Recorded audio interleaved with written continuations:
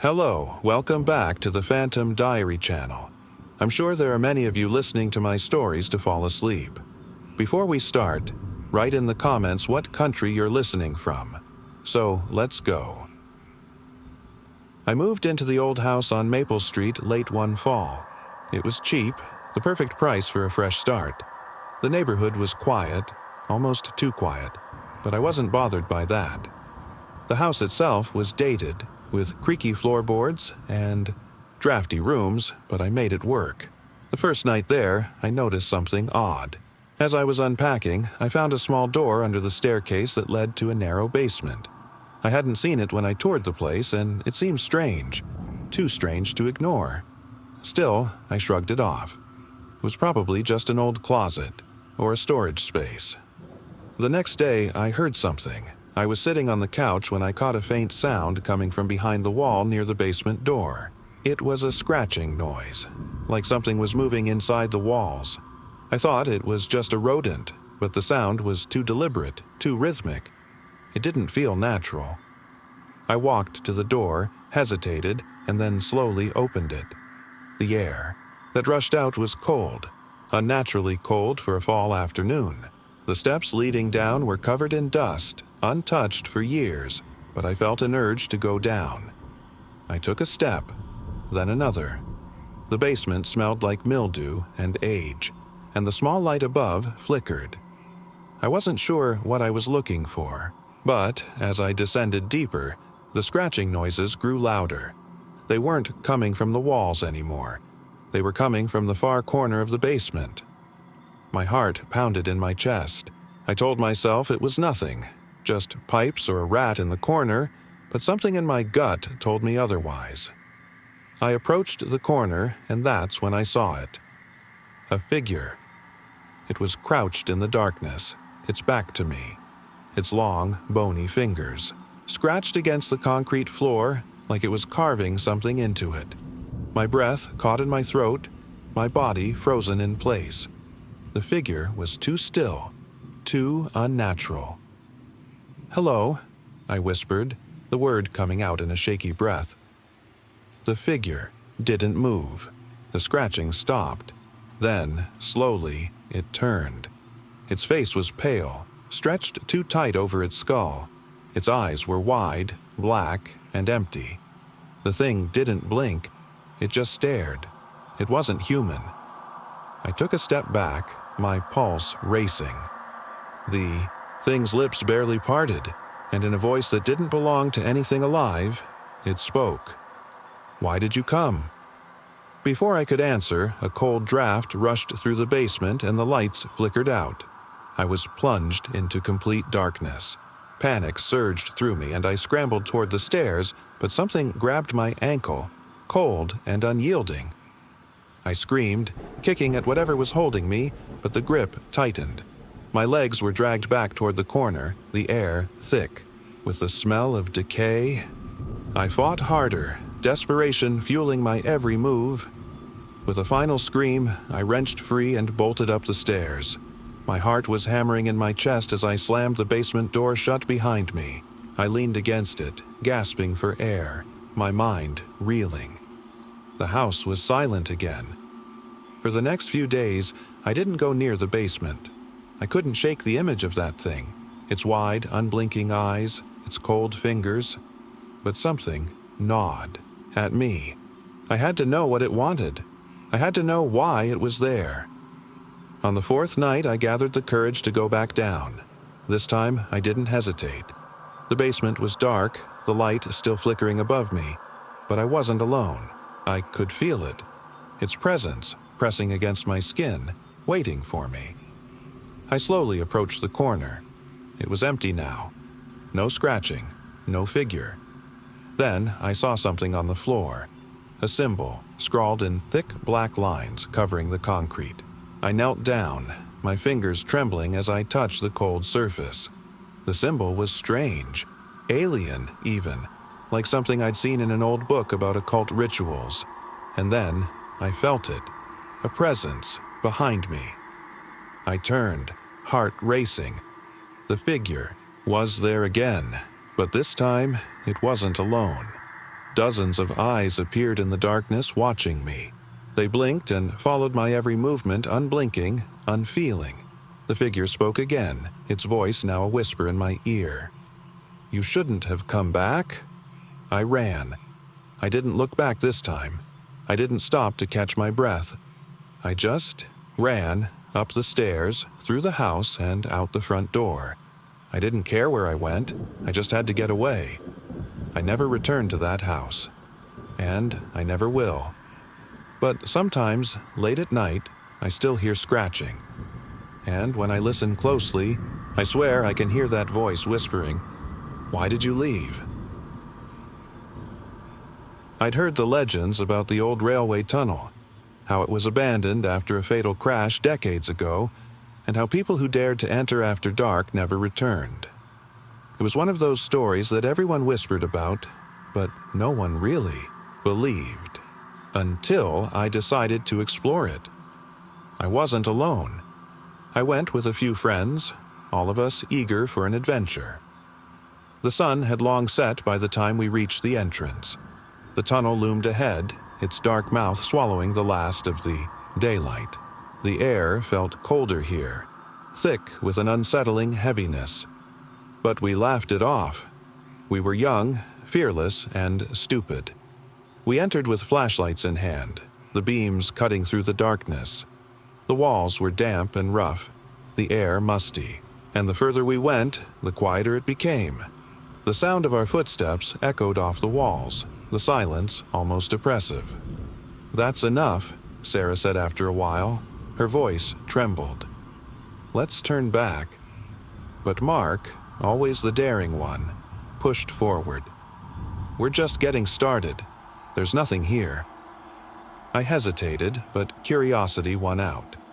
We followed him deeper into the tunnel, the faint light from our flashlights dancing across the graffiti-streaked walls. The temperature seemed to drop even further as we moved on, and an eerie feeling crawled up my spine. It was as if the tunnel itself was alive, watching us. After what felt like an eternity, we came to a dead end. A set of rusted tracks led into a narrow gap in the stone wall. Mark, grinning like a fool, squeezed through without hesitation. "Come on," he called out. "It's just a little further." Reluctantly, we followed. I felt the hairs on the back of my neck rise as we crawled. Through the gap, something wasn't right. The tunnel felt different. The air was suffocating, and the walls seemed to close in around us. When we emerged, we found ourselves in an open cavern. It was massive, far larger than I had expected, but the strangest thing was the darkness. It was pitch black, even darker than the tunnel had been. We shone our lights around, but the beams didn't seem to penetrate the darkness. I noticed something strange on the ground. A set of footprints, fresh, and they were heading toward an old, decaying train car in the center of the cavern. "That's odd," I murmured, my voice catching in the still air. Who else would be down here?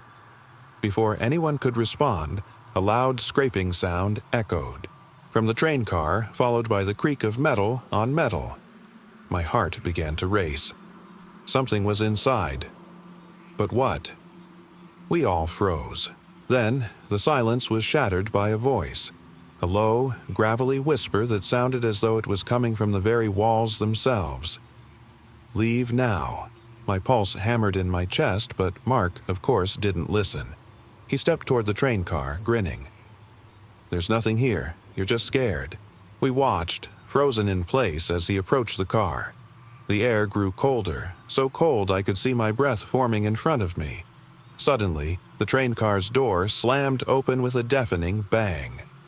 Inside, a figure stood, its face obscured by shadows.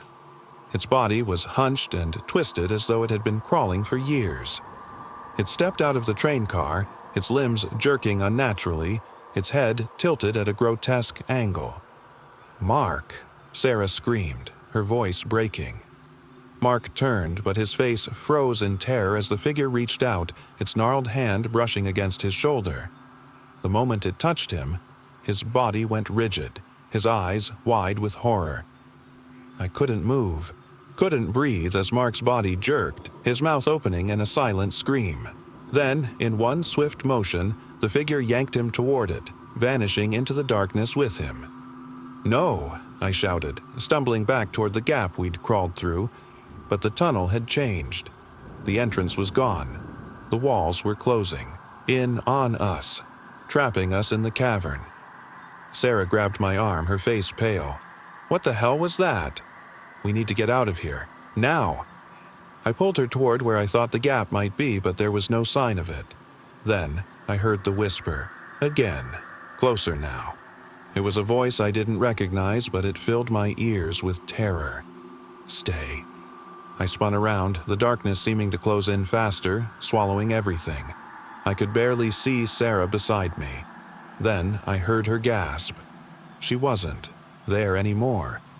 The tunnel had claimed us, one by one. The last thing I remember was that cold whisper. And then, nothing.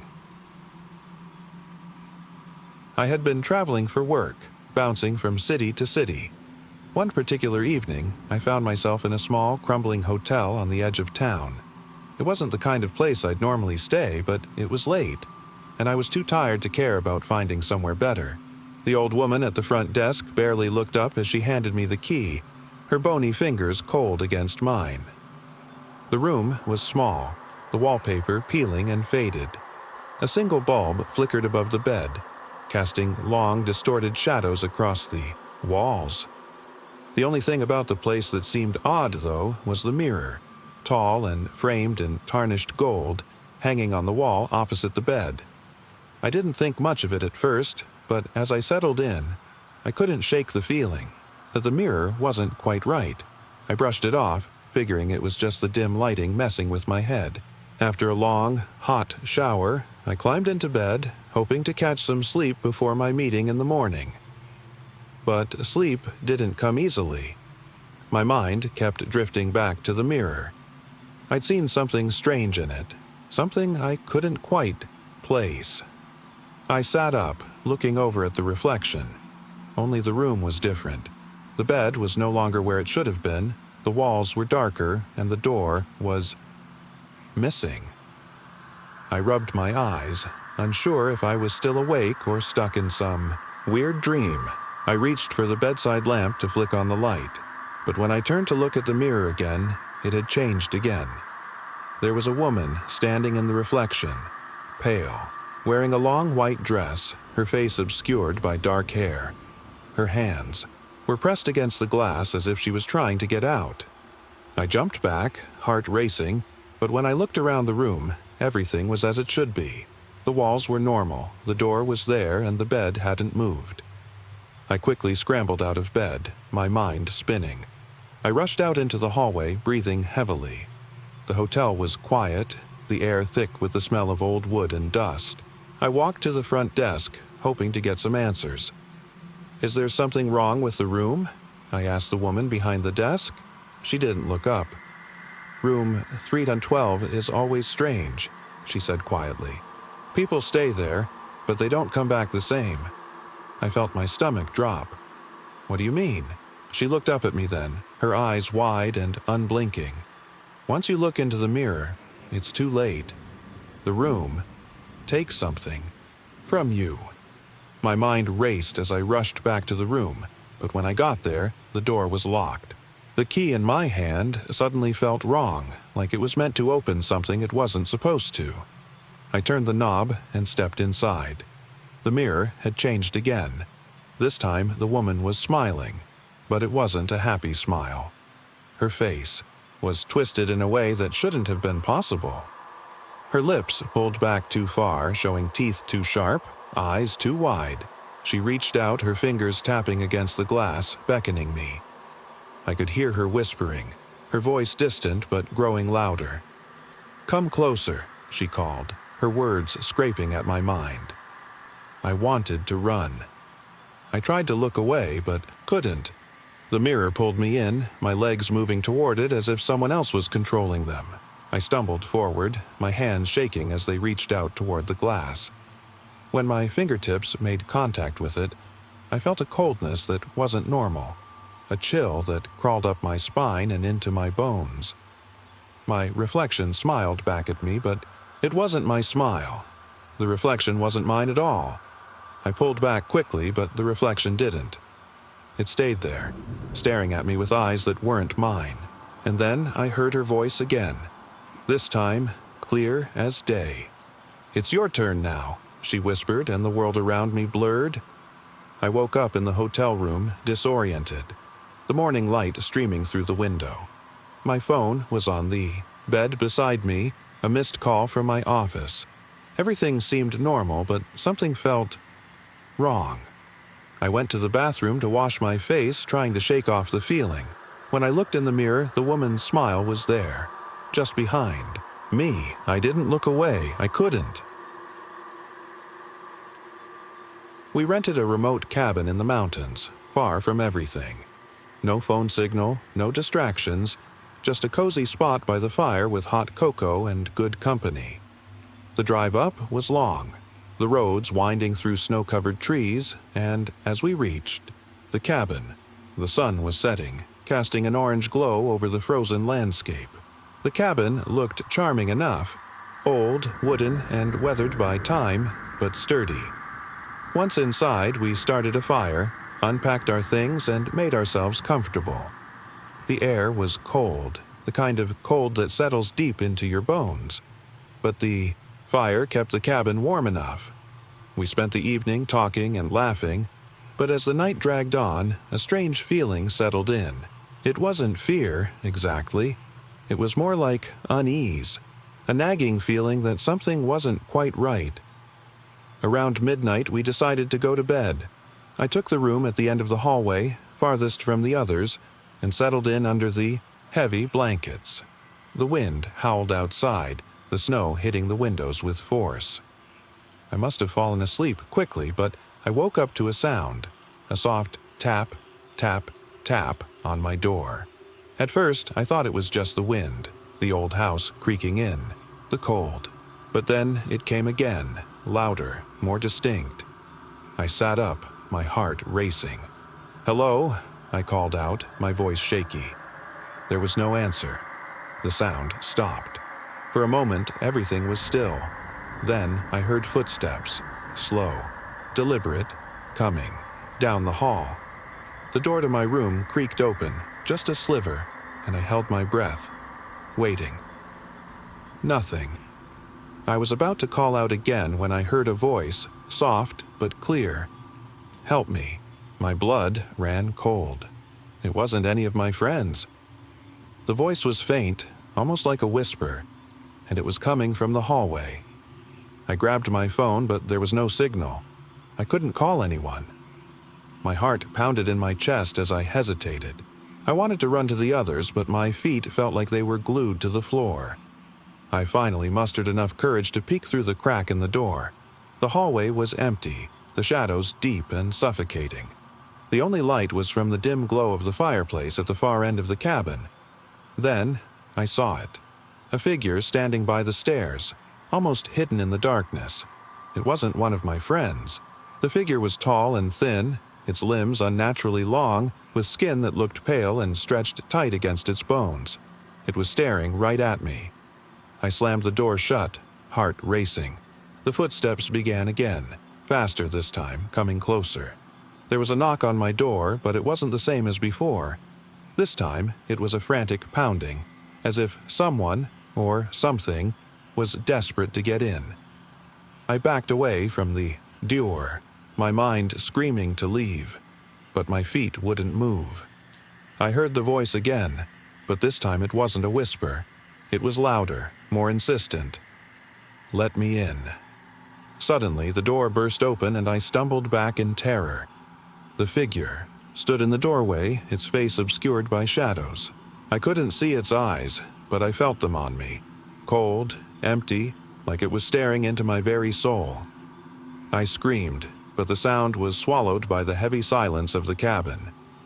I ran past the figure, through the hallway, and into the living room, where my friends were still asleep. I tried to wake them, but no matter how hard I shook them, they wouldn't respond. They were frozen, their eyes wide open but unblinking. staring at nothing. I looked back toward the hallway. The figure was gone. The door to my room was closed. I rushed to the front door, but it wouldn't open. The locks were jammed as if something, or someone, was holding it shut. I don't know how long I spent trying to get out. I don't remember exactly when I started hearing the whispers, soft at first, but growing louder. It was the same voice, the one that had asked for help. "Let me in," it begged. I ran outside, through the snow, into the freezing night. I didn't stop until I reached the nearest town, hours away, my clothes soaked with snow and my breath coming in short, panicked gasps. I never went back to that cabin. I've heard rumors since, whispers of people who've stayed there and never returned, of others who left with their minds shattered, too terrified to speak of what they saw. But I know what I heard, what I saw. I know what came knocking at my door. The storm was coming in fast. I could feel the wind picking up, pushing against the windows of the lighthouse I'd been stationed at for the past few months. It was a solitary job, one I'd taken to get away from everything. But as the waves crashed against the rocks below and the sky darkened to a deep, menacing gray, I started to feel like maybe solitude wasn't what I wanted after all. I sat by the lamp, checking the machinery to make sure everything was in working order, when I heard it. A faint sound. It was coming from the stairs. At first, I thought it was just the wind rattling the building, but the noise grew louder. It was a soft thudding, like footsteps, too light to be a person's, but rhythmic enough to make me stand up. I moved to the door, listening. The wind howled outside, but this sound, it was different, closer. It was coming from below, from the basement. I hesitated, my hand hovering over the door handle. No one else was supposed to be here. The keeper's quarters were far above the storm-swept rocks. I had been alone for days, and there hadn't been any boats arriving. So who, or what, was down there? I grabbed the flashlight from my desk and stepped toward the narrow staircase that spiraled down into the darkness below the lighthouse. The air grew colder the further I descended. The light from my flashlight flickered as the shadows stretched, twisting in unnatural ways against the walls. Then I heard it. A whisper, so faint I almost thought I imagined it. Help. My heart skipped a beat. Was it a person? Was someone trapped down there? I tried to steady my breathing and pushed forward, the thudding of the footsteps continuing, though now they were quickening, like someone, or something, was walking toward me. I reached the bottom, where the thick darkness seemed to swallow my flashlight's beam. I heard a scraping sound like nails running across stone. I felt a chill race down my spine. "Hello?" I called, trying to steady my voice. "Is anyone there?" Suddenly, my flashlight died. I stood frozen in the darkness, my pulse thundering in my ears. Then the footsteps came again. But this time, they weren't from the stairs. They were from behind me. I whipped around, my breath caught in my throat, but there was nothing. Just darkness. I backed toward the stairs, not daring to turn my back to the basement. The scraping sound grew louder, closer, until it felt like it was right beside me. I stumbled backward, tripping over something soft. My hand shot out to steady myself, and I froze as my fingers brushed against something cold and wet. I grabbed the flashlight and switched it on. The beam revealed a body. A man, face pale, eyes wide open, his mouth contorted in a silent scream. His clothes were tattered, stained, and his skin had a sickly greenish hue. I recoiled in shock, backing away as fast as I could, but there was no escape. The basement door slammed shut behind me, trapping me in the suffocating darkness. The whisper came again, this time clearer. "Help me." I looked around desperately, but there was no way out. The walls seemed to close in, pressing on me. Then I saw him again, the man. He was standing now, his twisted form lurched at an unnatural angle, moving slowly toward me. His eyes were hollow, devoid of life, but they locked onto mine with terrifying intensity. His lips parted in a grotesque smile, and with a hoarse, rasping voice he spoke. "You shouldn't have come." I stumbled backward, my heart pounding in my chest, but before I could turn to flee, his hand shot out and gripped my arm. The coldness of his touch spread through me like ice, and I screamed. The last thing I saw before I lost consciousness was his face, inches from mine, grinning in the dark. I woke up in my bed, drenched in sweat, my heart still racing. The storm had passed. The lighthouse was quiet again. But as I sat up and rubbed my eyes, I noticed something that froze my blood. There was something in my hand. The weathered, cold hand of the man from the basement. A single nail, sharp and ragged, was digging into my palm. I couldn't explain it. Maybe it was a nightmare. But then I heard it, the faint whisper again from somewhere far below. "Help me." I was alone in my apartment one Friday night, sitting in the living room with a glass of wine, scrolling through my phone. The rain had started falling heavily, drumming against the windows, and the wind howled outside. It was the perfect night to relax and enjoy the peace and quiet. But something was wrong. The silence of the apartment felt too heavy. I kept hearing faint sounds like footsteps from the hallway. At first, I dismissed it, telling myself it was just the house settling, or the wind knocking something over. But then, I heard it again. The distinct sound of someone walking slowly outside my door. I froze. My heart began to race. It couldn't be my neighbors. The hallway was dark and empty at this time of night, and my apartment was the only one on this floor. I hadn't heard anyone come in. I slowly stood up and crept to the door, pressing my ear against it. The footsteps stopped. Absolute silence. For a moment, I convinced myself it was just my imagination. But when I opened the door and peeked into the hallway, there was no one. The air was damp. The hallway as still as a graveyard. I sighed in relief, closing the door behind me. But then, just as I turned to walk away, there was a knock. 3 sharp raps on the door. My breath caught in my throat. It was too late for anyone to be visiting. I stepped back, staring at the door as if it might suddenly swing open on its own. My pulse was pounding in my ears. I glanced through the peephole, but all I could see was darkness. Whoever stood outside had their back turned. I hesitated. Should I open it? Should I call the police? I grabbed my phone, my hands shaking, but the screen flickered and went black. The knocking came again, but this time it was softer, almost pleading. A voice from the other side, low, muffled, whispered, "Let me in, please." I backed away. From the door, my heart hammering.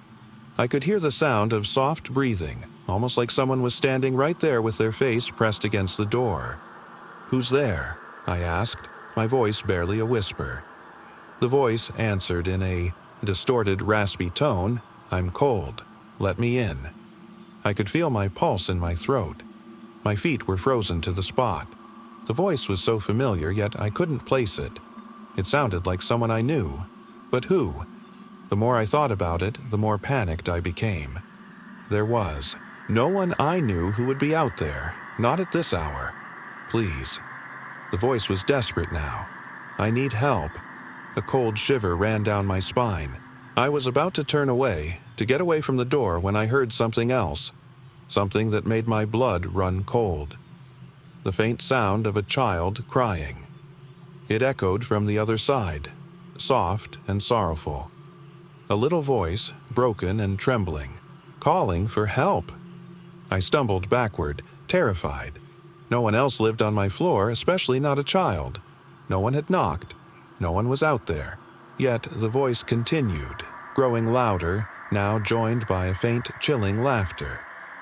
I stood in place, eyes wide, paralyzed with fear. The laughing echoed, filling the apartment until it became a dissonant shriek that scraped against my nerves. And then, silence. I waited, still trembling, heart racing. After what felt like an eternity, I stepped forward, cautiously approaching the door again. The rain outside had stopped, and there was an eerie stillness in the air. I pressed my ear against the door. Nothing. The hallway was empty once more.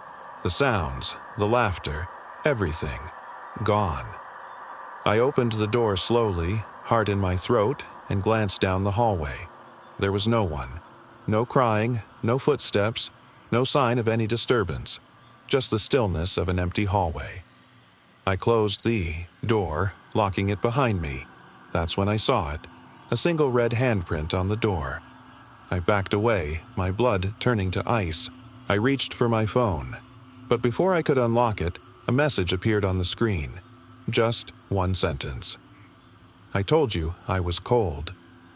I froze. The room grew colder, my breath visible in the air. The lights flickered once and then went out completely, plunging me into darkness.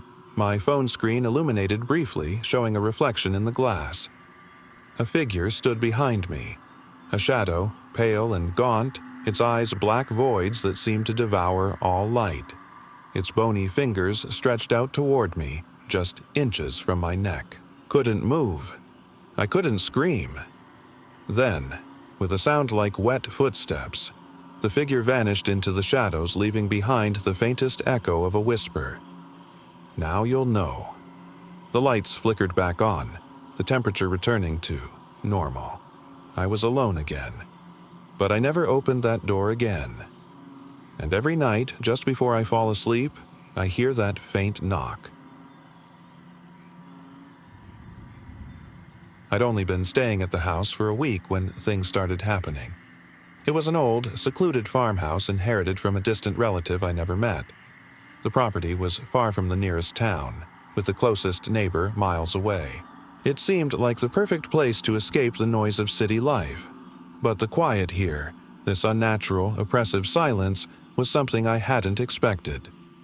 On the first night, I was woken by a loud bang from upstairs. It sounded like a door slamming shut, though I knew I was alone. I chalked it up to the old house settling, an explanation I held onto for the next few nights when the same thing happened. But one evening, around dusk, as I sat reading in the living room, I noticed something strange. A faint reflection in the window, a shadow moving across the glass as if someone was standing just out of view, watching. I turned quickly, heart racing, but the room was empty. That night, the banging upstairs was joined by something else, soft footsteps pacing the hallway. They grew louder, closer. I froze, trying to reason with myself, but the steps were unmistakable. Someone was walking in the house. I grabbed a flashlight and crept upstairs, my breath shallow in the pitch-black silence. The light flickered over, the old wallpaper, revealing nothing but empty rooms. The footsteps had stopped. I checked every room, but nothing was out of place. I almost convinced myself it was my imagination, but then I saw it, on the floor of the guest bedroom. A single set of footprints made in the dust, leading to the window and stopping abruptly. The window was still locked. I stepped back in shock. No one could have come through that window. It was too high, and the ground beneath it was solid dirt, no tracks to follow.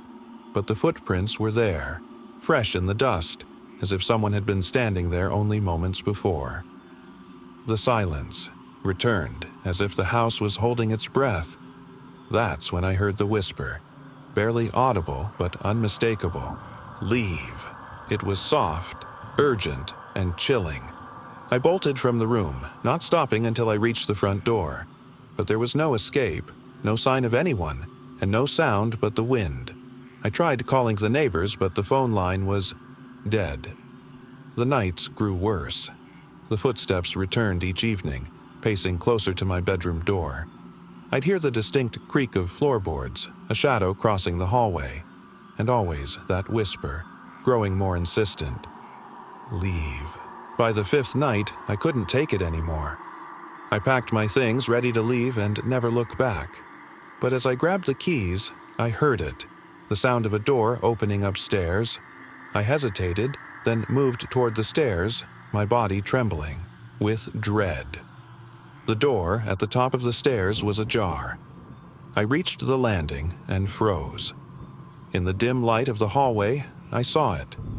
A figure stood by the window facing me. A man, tall and gaunt, dressed in old, worn clothes. His back was to me, but I could feel his presence, cold and oppressive. I called out, my voice shaky. "Who are you?" The figure didn't move. He didn't respond. I took a step forward, my pulse racing, and that's when I noticed something strange. There was no reflection in the window. No moonlight, no faint outline of a person. Just darkness, as though the figure was not fully present in this world. My heart stopped. I tried to turn and run, but my legs wouldn't move. The whisper came. Again, clearer now. "You shouldn't have come." I felt a cold hand brush my shoulder. I spun around, but there was no one behind me. The hallway was empty, and yet the air was thick, pressing in around me. Without thinking, I ran down the stairs and out the door into the cold night air, not stopping until I reached the road. The house loomed behind me, silent and still, as if nothing had happened. But I knew better. I never went back. Years later, I learned the truth. The house had once been home to a family, but they had vanished mysteriously, leaving only one clue: a single set of footprints leading out of the house and stopping in the woods. The house, abandoned ever since, had a reputation for drawing people in, only to keep them forever. Sometimes, when the wind is just right, I still hear the whisper in the back of my mind. Leave. But I never listen. It was a normal night when it started. Normal for a small town on the edge of the woods, at least. I'd just finished my shift at the local diner and was ready to get home. The sky was clear, the stars barely visible behind the haze of streetlights. I was exhausted, but something felt wrong, like the world was holding its breath. My car rattled as I made my way down the empty road. It was the sort of road you don't notice until it's too late. Isolated and lined with trees that felt too close, their branches twisting and reaching out like fingers. The lights of the diner faded behind me as I drove on, leaving me alone, with only the hum of the engine. Then I saw it, a figure standing by the side of the road, barely visible in the twilight. At first, I thought it was a hitchhiker, but something stopped me from pulling over. The way they stood, too still, too rigid. I sped past, my heart beginning to race, and then I heard it, a soft tapping.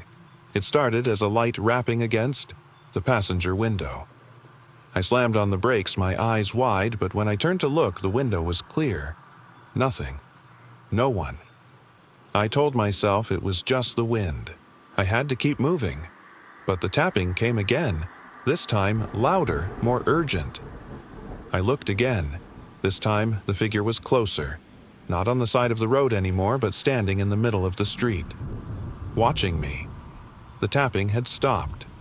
It wasn't the figure that terrified me.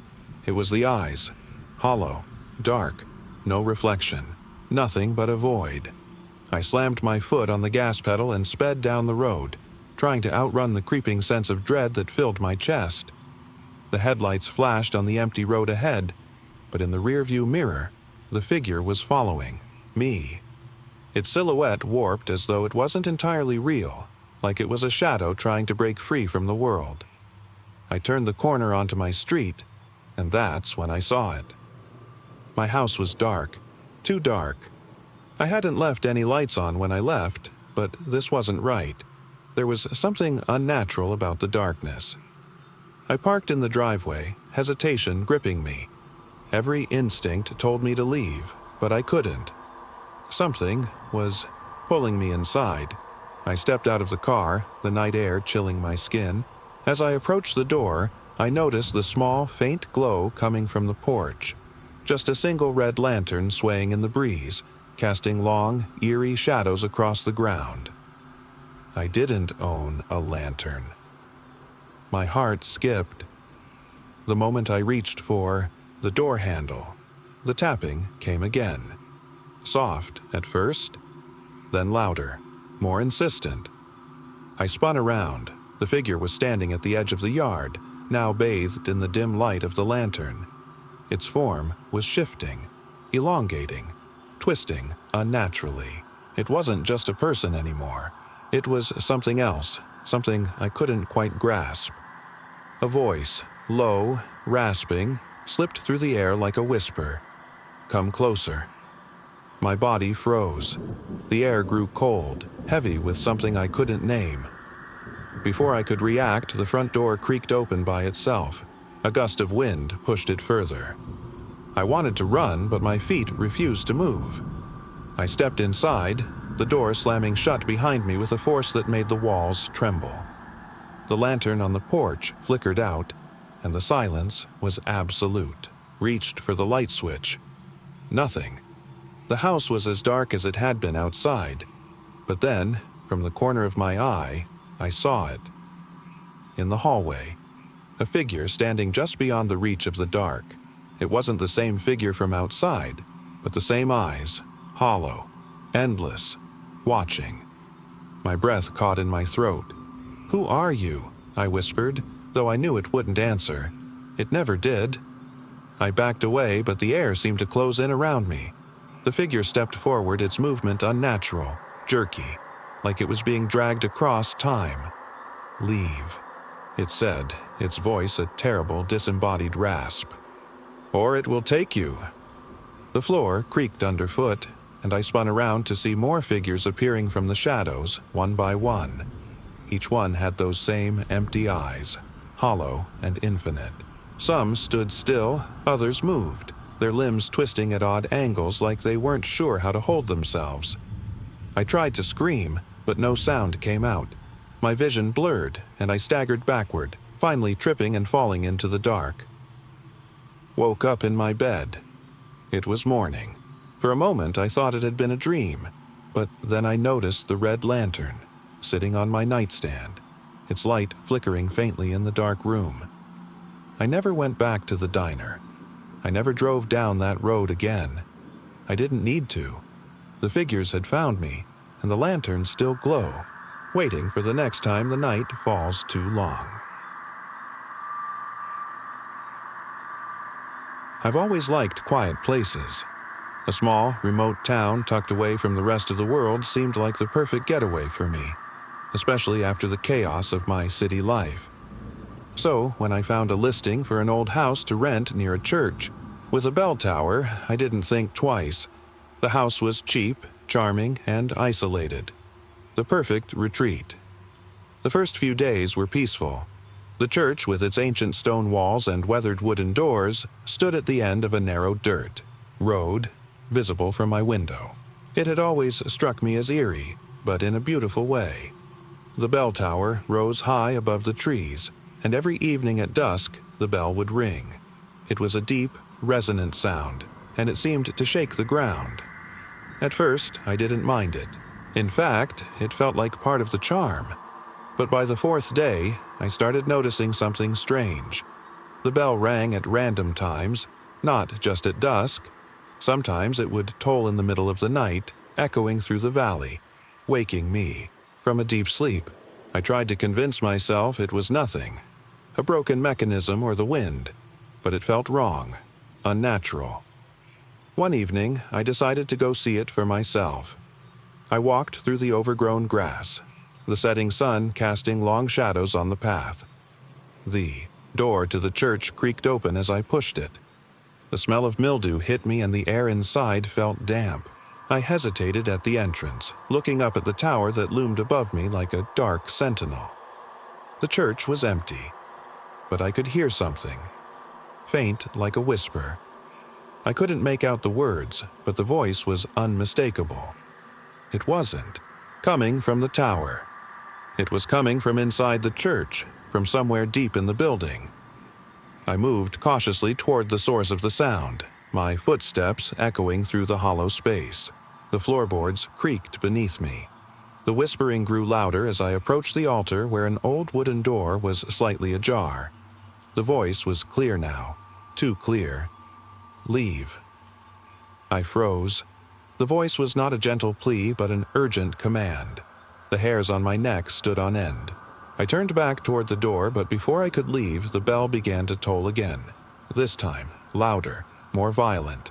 The sound seemed to shake the walls, rattling my bones. I stumbled backward in panic, but the door to the church slammed, shut behind me. I tried to push it open, but it wouldn't budge. I was trapped. The whispering grew into a cacophony of voices, all calling to me, chanting words I couldn't understand. The bell tolls had stopped, replaced by a low, guttural noise that reverberated through my chest. I looked up and saw something that made my blood run cold. The bell tower was no longer still. It was moving, shifting, like a dark figure was taking shape inside it. I could make out the faintest outline of a man, no, a thing, standing in the tower. Its face was obscured by shadows, but its eyes, I will never forget those eyes. They were glowing with an unnatural light burning through the darkness. A voice, not a whisper this time, boomed in the church. "You shouldn't have come," I screamed, but the sound was swallowed by the oppressive atmosphere. The figure in the tower moved, its limbs stretching unnaturally, and I realized with horror that it was descending, coming down toward me. I ran.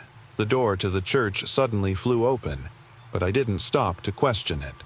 I bolted down the path, my heart racing as the bell tolled once more, deafening, shaking the earth beneath my feet. I didn't look back. When I reached my house, I slammed the door shut and locked every window, but I couldn't escape the feeling of being watched, of something lingering just outside. I could hear the toll of the bell, even now, in my mind, constant, unrelenting. That night, I woke up to the sound of the bell tolling again. It was midnight, but it was not the usual toll. This time the bell rang 3 times in rapid succession, followed by a silence that was more terrifying than the noise. I heard a knock at the door. My heart stopped. I didn't move, didn't breathe. The knock came again, slow, deliberate.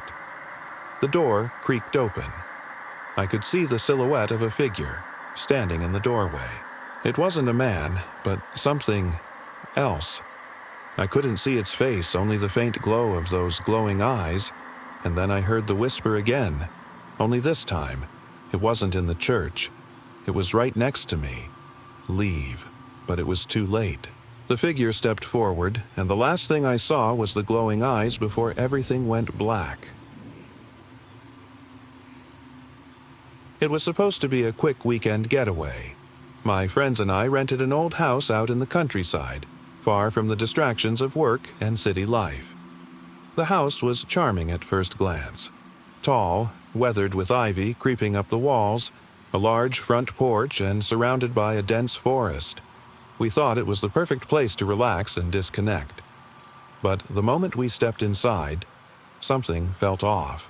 The air inside was heavy, stale. The house creaked as if it were alive, settling into itself. I chalked it up to the age of the place, but as the sun dipped below the horizon and darkness crept in, I couldn't shake the unease. We were sitting in the living room, laughing and catching up when we noticed something strange. At first, it was subtle, a faint scratching noise like something dragging across the walls. It was quiet at first, so we tried to ignore it.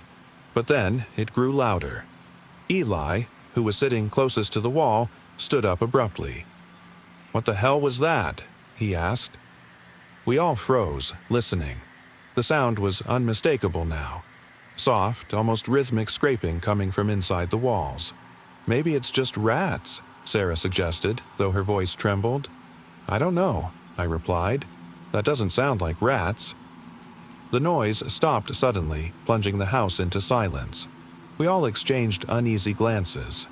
I shook my head, trying to ignore the growing feeling that something was terribly wrong. As the night wore on, we tried to put it out of our minds. We played some music, had drinks, and talked. But every so often we would hear a faint scraping, just enough to keep us on edge.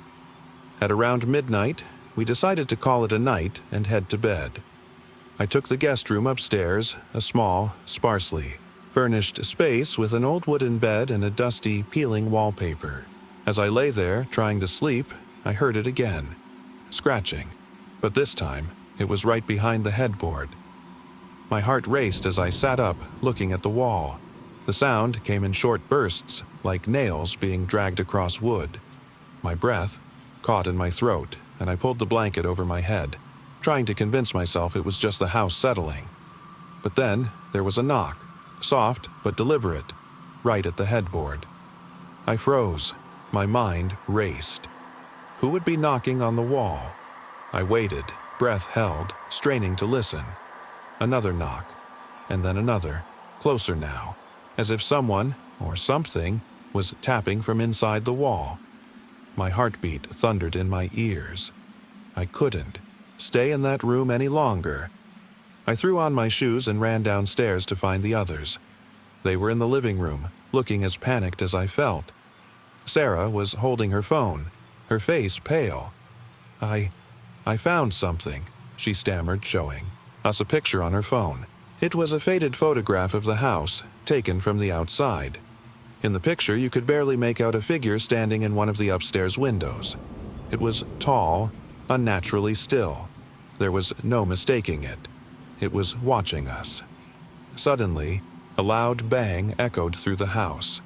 We all jumped, and the walls seemed to groan in protest. The scraping started again, louder this time, followed by another knock, right under our feet, coming from the floorboards. Panic surged through us. Eli grabbed a flashlight and bolted toward the basement door. "We need to get to the crawlspace," he said, his voice tight. We ran, down the stairs, through the darkened hall, and into the basement, where Eli pried open a wooden trap door that led to the small crawlspace beneath the house. The air down there was thick with dust. We could barely see anything in the flashlights. Beam.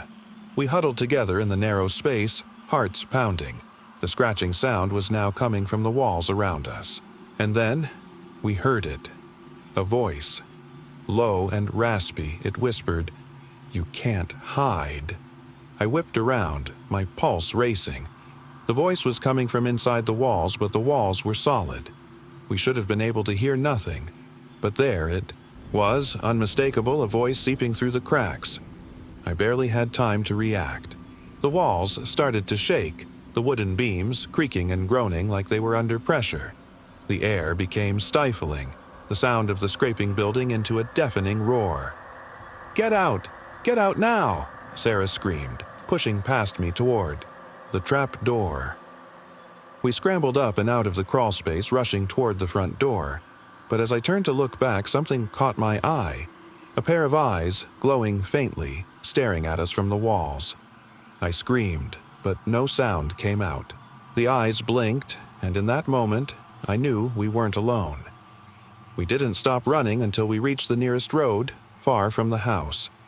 As we looked back, the house stood silent once more, the lights flickering faintly in the distance.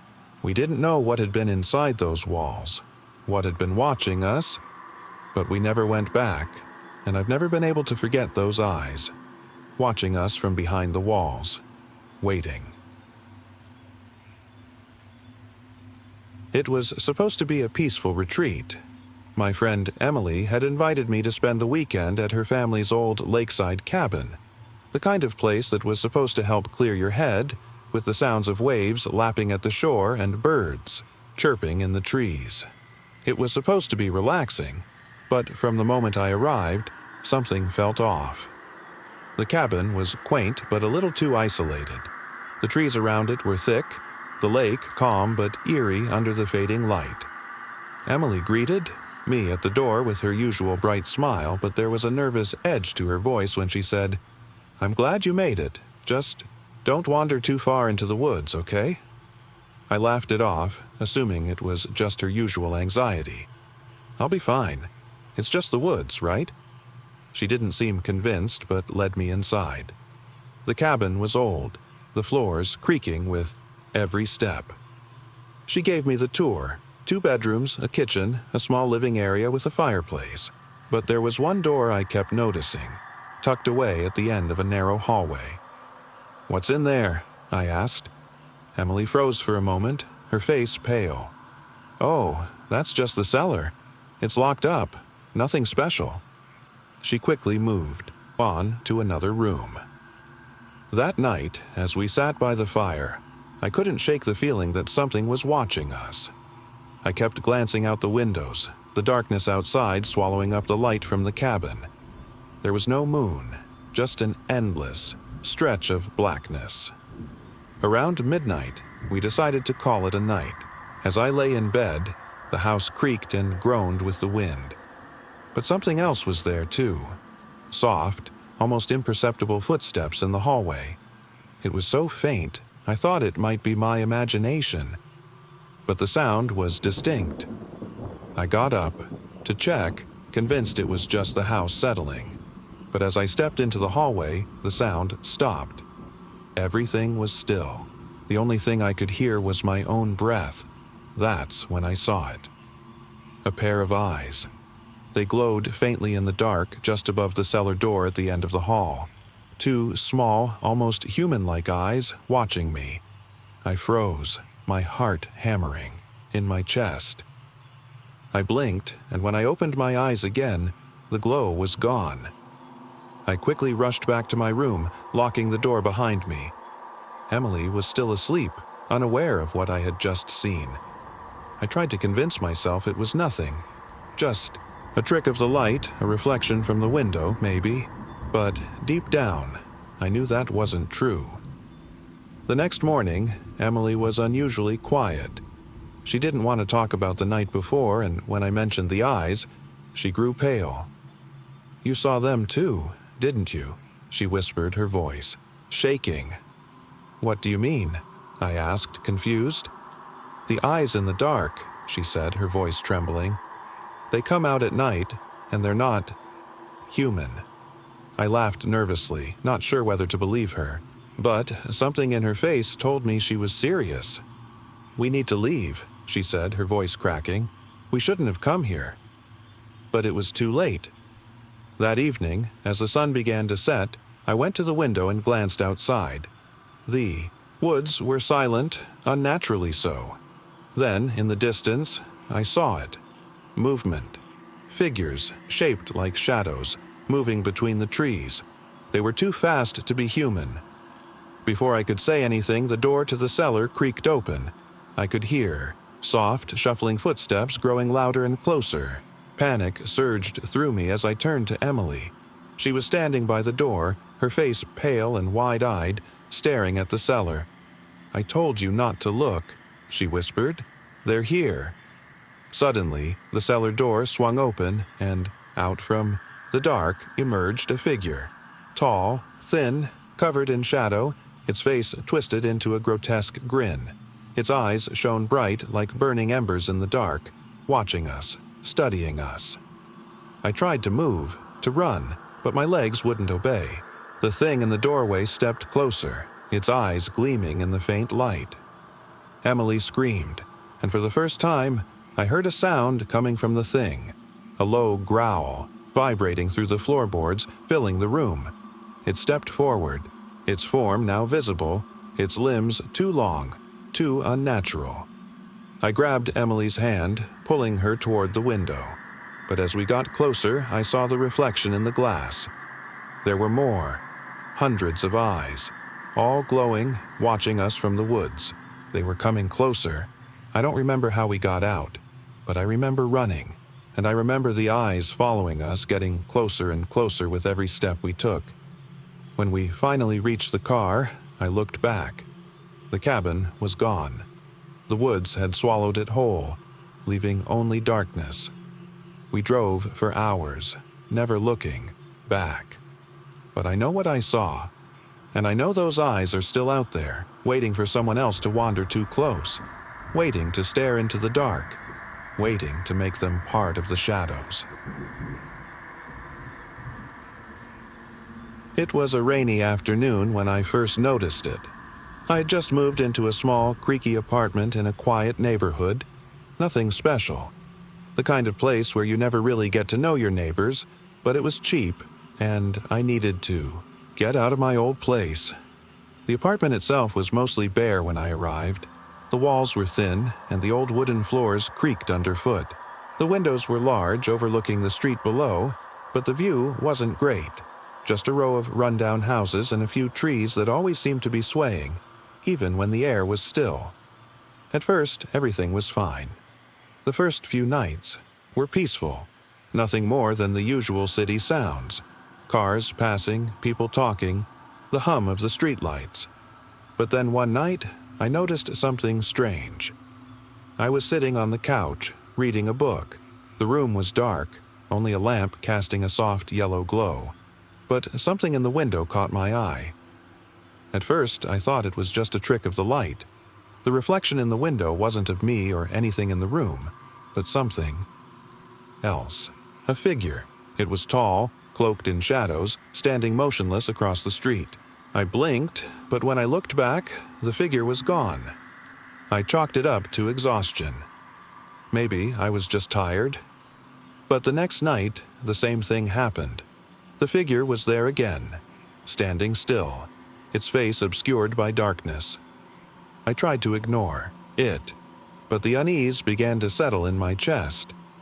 The following evening, I decided to stay up later, hoping to catch a glimpse of whatever it was. This time, I didn't take my eyes off the window. Hours passed. The rain had picked up outside, tapping against the glass. And then, just as I thought I'd imagined it, I saw the figure again, standing in the same spot. But this time, something was different. The figure moved. Slowly, it took a step forward, its outline sharp against the wet streetlights. My heart pounded. I had to be imagining this. I rushed to the window, but when I opened it, there was nothing outside. The street was empty, the shadows stretching over an abandoned road. That night, I couldn't sleep. I kept glancing at the window, waiting for the figure to return. I didn't want to see it again, but something in me couldn't look away. The next day, I did some research. I asked around the building, but no one seemed to know anything about the strange figure. However, an old man in the corner store told me a story about the apartment building and the street. Years ago, he said, there was a man, lived in that building, always standing by the window staring out. One night, he disappeared, and no one ever saw him again. That night, I had a sense of dread. I stayed awake longer than usual, watching the window, waiting for the figure to return. And then it did. But this time, the figure wasn't just standing there. It was staring back at me, directly at me. Its face now visible in the reflection. Its eyes were wide, dark, and hollow, like they were staring straight through me. The reflection wasn't just a shadow. It was a person. I froze. My breath caught in my throat, and then the reflection moved again. The figure lifted a hand and pressed it against the window from the other side, just as I did. It was as if it was reaching out to me. The hand was not normal, though. It was twisted, fingers unnaturally long, nails sharp like claws. I gasped and stumbled back from the window. My pulse raced and I backed into the corner of the room, my eyes locked on the glass. I thought I was seeing things, that I was losing my mind, but the figure didn't disappear. It kept pressing its hand against the window, waiting for me to move. I grabbed my phone, my fingers shaking as I tried to call someone, anyone. The line was dead. I tried the door, but it wouldn't open. The lock had jammed. I was trapped. Suddenly, I felt it, a presence behind me. I turned, but no one was there. But the air was colder, heavier. I could feel something watching me, something close. Then I heard the whisper, "Come closer." I ran. I didn't care where, I didn't care what for. I just needed to get away. But when I looked back, the reflection was still there. The figure was not across the street anymore. It was standing right behind me in the window, its breath fogging up the glass. It was in my apartment. The door finally clicked open. I didn't stop to look back. I bolted down the stairs, out into the rain, and didn't stop running until I reached the nearest diner. I'm not sure how long I stayed there, but when I finally went back to the building the next day, everything was quiet. Normal. But when I stepped into my apartment, I saw it. A handprint on the window, smeared in wet streaks, as if something had pressed against it. I didn't wait. I grabbed my things and left, never looking back. They say some things follow you, no matter where you go. And sometimes they don't need to be in the same place to haunt you. They just need to watch. I had just moved into a quiet neighborhood, the kind where everyone keeps to themselves. The houses were neat, lawns trimmed, and the air smelled of fresh-cut grass. My new place was a modest 2-story, tucked in a cul-de-sac. Perfect, I thought. Peaceful. It was late when I first noticed him, the neighbor in the house next door. I hadn't seen anyone when I moved in, but that night, through the window, I saw a man standing by the front door. He wasn't looking at me, but at something in the distance. Tall, thin, with hair too dark for the streetlights to illuminate. He wore a long coat despite the warmth of the evening. I figured he was just a late-night type of guy, so I went about my unpacking. But the next night, the same thing. I glanced out the window as I settled in for bed, and there he was again, standing perfectly still by the door, staring into the night. Curiosity started gnawing at me. Was he waiting for someone? A stranger, perhaps? But he never moved, just stood there like a statue, the chill of night creeping around him. Over the next few days, I started to notice more oddities. Every time I passed by his house, his blinds were drawn. I never saw him leave, or anyone else for that matter. The house was always silent, yet there were signs of life. The mailbox was emptied every day. The porch lights flickered on and off, like someone was coming and going, but the man was always standing in the same place at the same time. I couldn't take it anymore. One evening, after seeing him again standing motionless, I decided to finally introduce myself. I walked up to his front door and rang the bell. The door creaked open slowly, and he appeared, his face as pale as the moon. His eyes were dark, empty, like they hadn't seen daylight in years. "Can I help you?" His voice was soft, almost unnerving. I introduced myself, trying to ignore the unsettling aura he exuded. "I'm your neighbor. I've noticed you standing outside a lot. Is everything okay?" He blinked, his expression unreadable. "Everything is fine," he said simply. He paused. I like the quiet. I tried to smile. "Well, it's certainly peaceful. Here." He didn't reply. Instead, he stared at me for a long moment.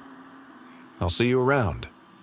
I nodded and walked away quickly, but I couldn't shake the feeling that something was wrong. That night, I had trouble falling asleep.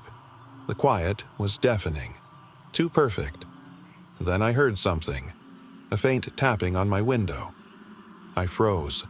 The tapping came again, rhythmic, deliberate. I stood and peered through the blinds. There, standing.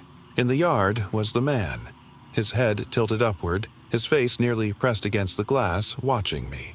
I stumbled back, my heart pounding. He hadn't been there a moment ago, and now he was just there, in my yard. I locked the window and tried to shake off the fear, but sleep wouldn't come. The tapping continued, each tap louder until it felt like it was inside my head. I finally forced myself to close my eyes. When I woke up, it was daylight. The tapping had stopped. The man was gone, and everything seemed normal. Too normal. I breathed a sigh of relief and decided I was just overthinking things. That was until I heard the sound again, this time coming from inside the house. Soft footsteps. They echoed down the hallway, moving closer to my bedroom.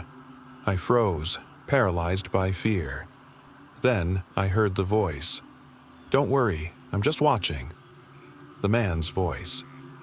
I turned to see him standing in my doorway, his dark eyes piercing through me. "You're not supposed to be here," I whispered.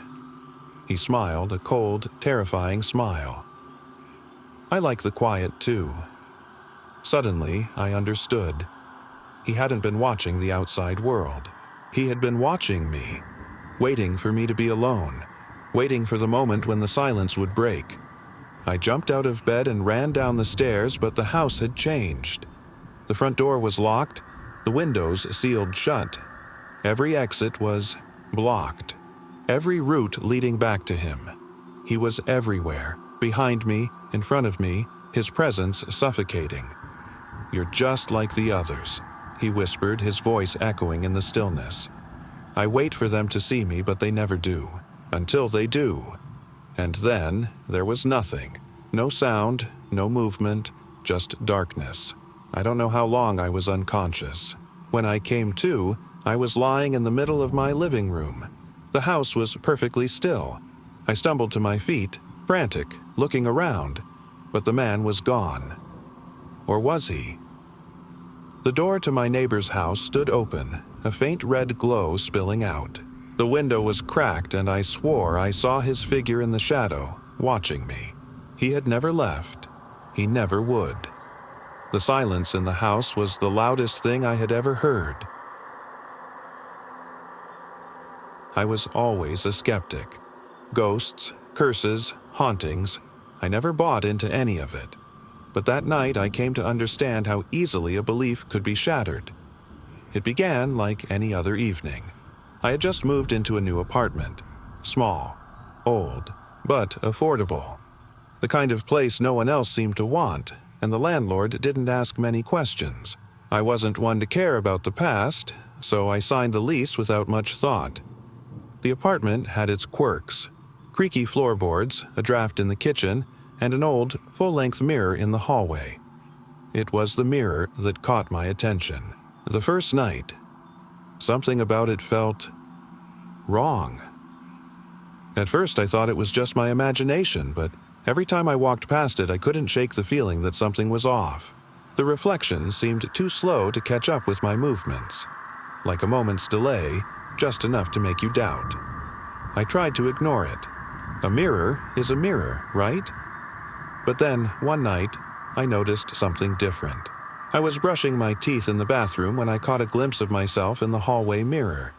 The reflection was blurry, the outline of my figure slightly distorted.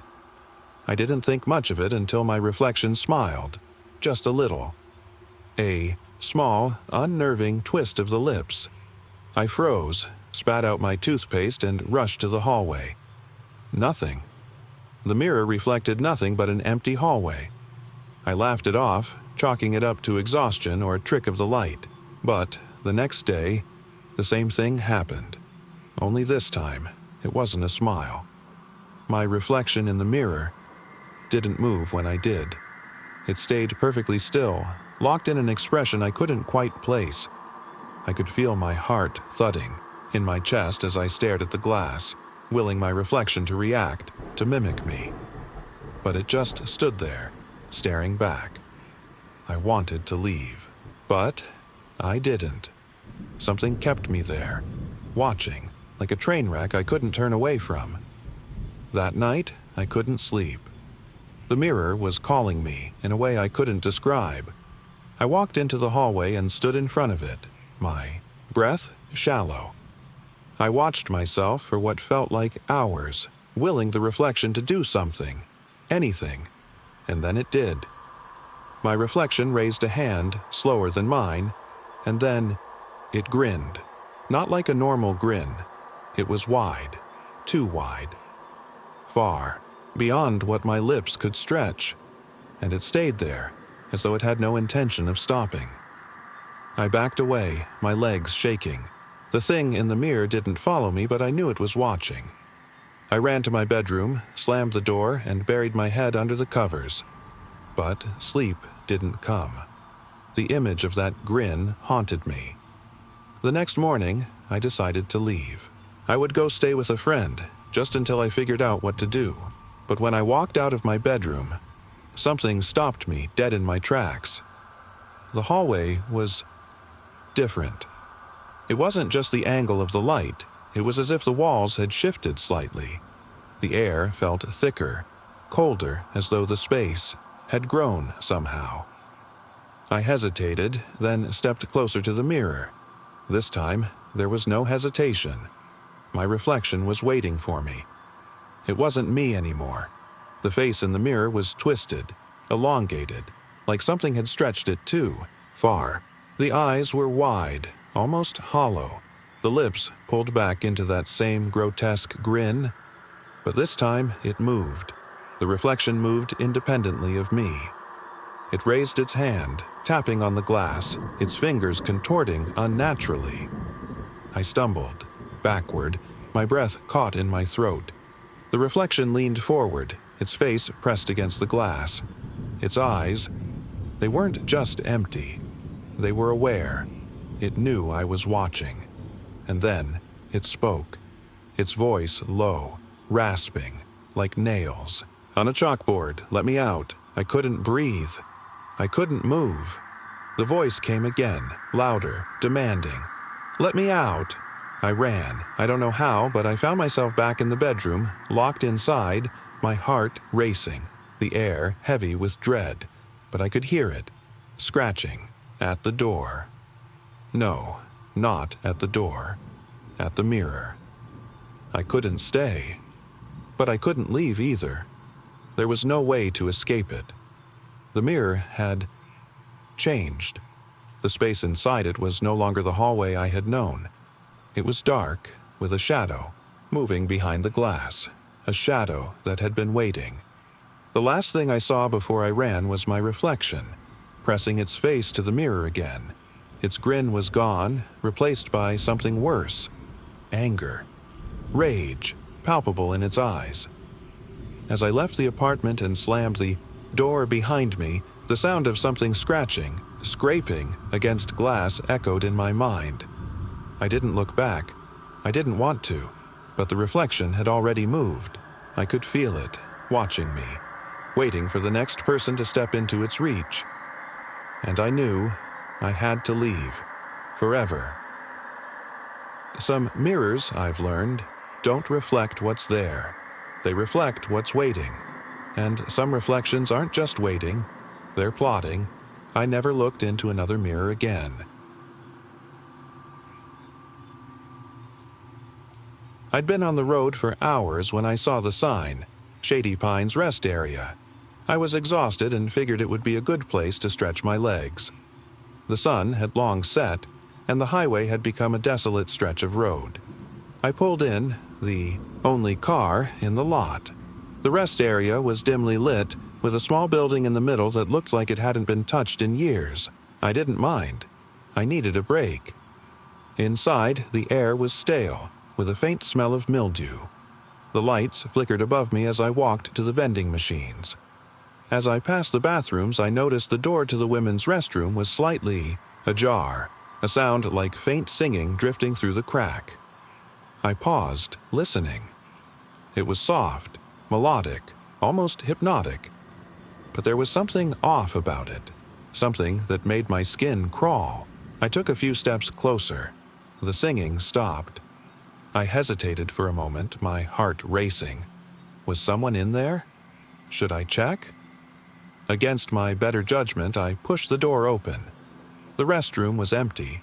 There was no sign of anyone. Just old stalls, cracked mirrors, and a flickering light above. But as I turned to leave, I heard it again. The soft, distant singing. I froze, my breath catching in my throat. The voice was coming from the farthest stall. I couldn't make out the words, but the tone. It was seductive, like it was pulling me toward it. Without thinking, I took a step forward, then another, until I was right at the stall. The singing stopped again. I reached for the door, my hand trembling. Just as I touched it, the voice spoke. Clearer this time. Come in, I've been waiting. My heart pounded. I jerked my hand back. The voice sounded like a woman, but there was something wrong about it. The tone was too sweet, too inviting, like a lullaby meant to lure you to sleep. I turned to run, but before I could move, The door to the restroom slammed shut behind me. The room plunged into darkness, the faint hum of the lights the only sound. Then, I heard it. Soft footsteps, slow and deliberate, echoing across the tile. I spun around, trying to see through the pitch-black room. My breath hitched. A figure, pale and thin, appeared in the dim light from under the door. The voice spoke again, this time right behind me. "I'm so glad you came." I whirled around. There was no one there, but the air felt thick, suffocating. I heard her voice, once more, whispering directly into my ear, though she wasn't close. "You shouldn't have come here. You'll never leave." I ran. I didn't care where I went. I just needed to get out. The restroom door crashed open and I stumbled into the parking lot, my breath ragged. The air was colder now, and the hum of the lights had become a low, threatening buzz. The parking lot was still empty. My car was exactly where I'd left it. But something was different. A figure stood at the edge of the lot by the trees, tall, silhouetted against the dark. I froze. The figure stepped forward and I saw her face. Her skin was as white as bone, her eyes black voids. Her lips were curled into a twisted, unnatural smile, and her hair floated around her face as if it were underwater. "Not so fast," she said, her voice ringing in my ears. "You can't leave me." I bolted to my car, fumbling for my keys. My hands were slick with sweat, but I finally managed to unlock the door and jump in. I slammed it shut, locking it, and started the engine. I didn't look back. I sped out of the lot, my tires screeching. The road ahead seemed endless, the darkness swallowing the headlights. But as I drove, I couldn't shake the feeling that something was behind me. In my rearview mirror, I saw it. A pair of eyes, glowing faintly, watching me. The woman. Her face was pressed to the glass, just inches from mine, grinning that same twisted smile. I slammed my foot down harder on the gas, but no matter how fast I drove, she stayed there, never leaving, her eyes never leaving mine. Finally, after what felt like an eternity, I crossed the sign that said Shady Pines Rest Area once again. But this time, the town was gone. I drove straight through, and I never went back. But sometimes when I close my eyes at night, I hear the soft singing, waiting for me to return. It was a cold evening when I first noticed the house across the street. I'd lived in the neighborhood for years, but this house was new to me. It had appeared overnight, standing at the end of the cul-de-sac like it had always been there. At first, I thought it was just a strange new property, maybe built while I was away on vacation. But there was something about it.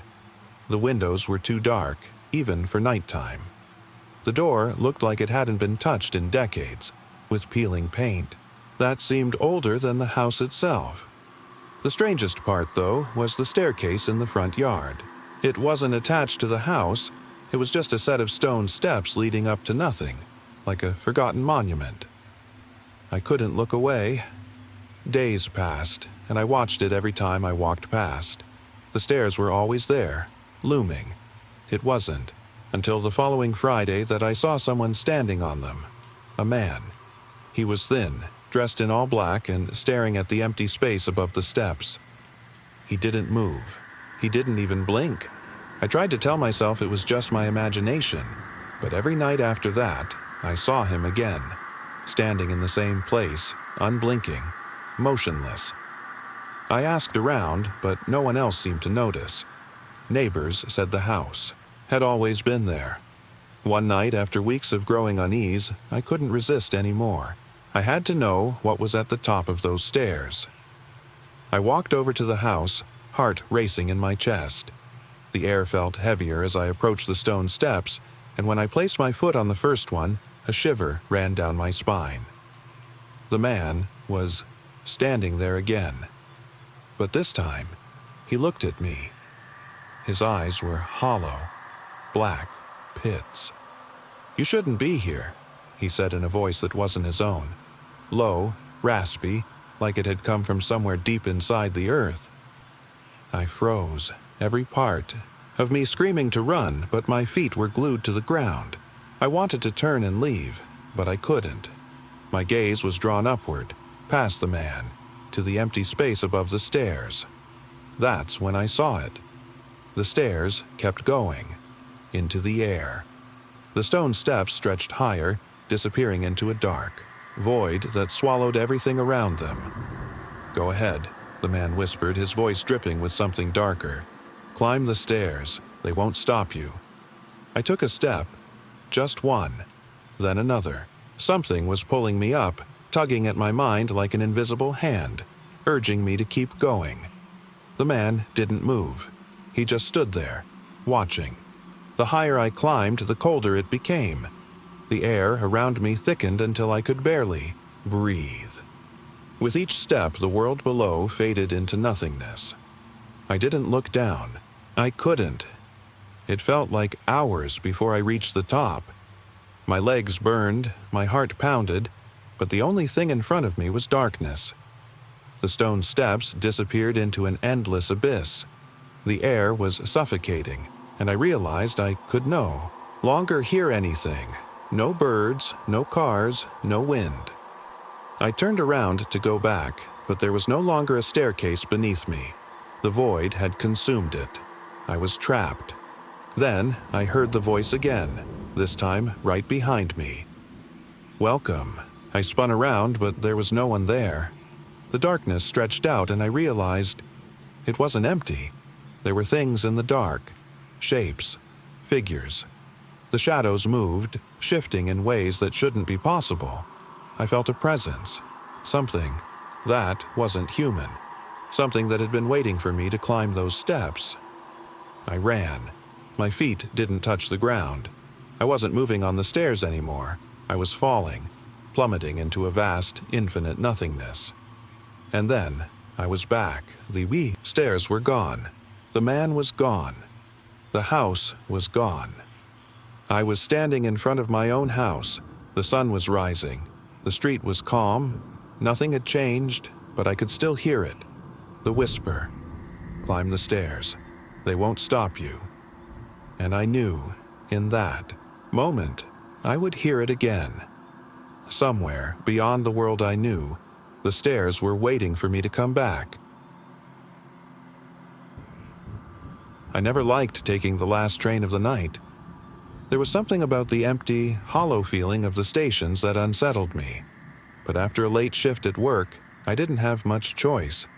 The train station was practically empty, and the platform lights flickered in the cold, late-hour air. I waited, shifting from foot to foot, trying to shake off the gnawing feeling in my stomach. The train was late, and the usual buzz of conversation was absent. Just a few tired souls, all silently staring at the ground or scrolling through their phones. When the train finally arrived, it was older than usual. The metal was scratched and rusty, the headlights dim as it screeched to a halt. I stepped in, looking for an empty seat. The carriage was nearly deserted, save for a man sitting at the far end, staring at the wall. He didn't move, didn't acknowledge me as I walked past him. I found a seat by the window and tried to relax, watching the world blur past as the train started moving. The tracks hummed beneath me, and I leaned my head against the cool glass, feeling the exhaustion take over. Then I heard it. A low, almost imperceptible sound. A soft whisper, like someone talking just out of earshot. I looked up, but no one was near me. My breath caught in my throat, and I glanced toward the man at the far end. He hadn't moved.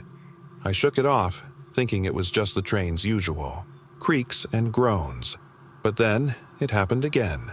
The whispering, louder this time. It wasn't coming from the man, but from somewhere deeper within the train. I stood up, my pulse quickening. "Hello?" I called, my voice trembling slightly. No answer. The train car was cold now, the temperature dropping in a way that didn't feel natural. I started walking toward the back, drawn by an uneasy feeling, the whispers growing louder with each step. As I reached the end of the car, I froze. A figure was standing there, facing the door that led into the next car.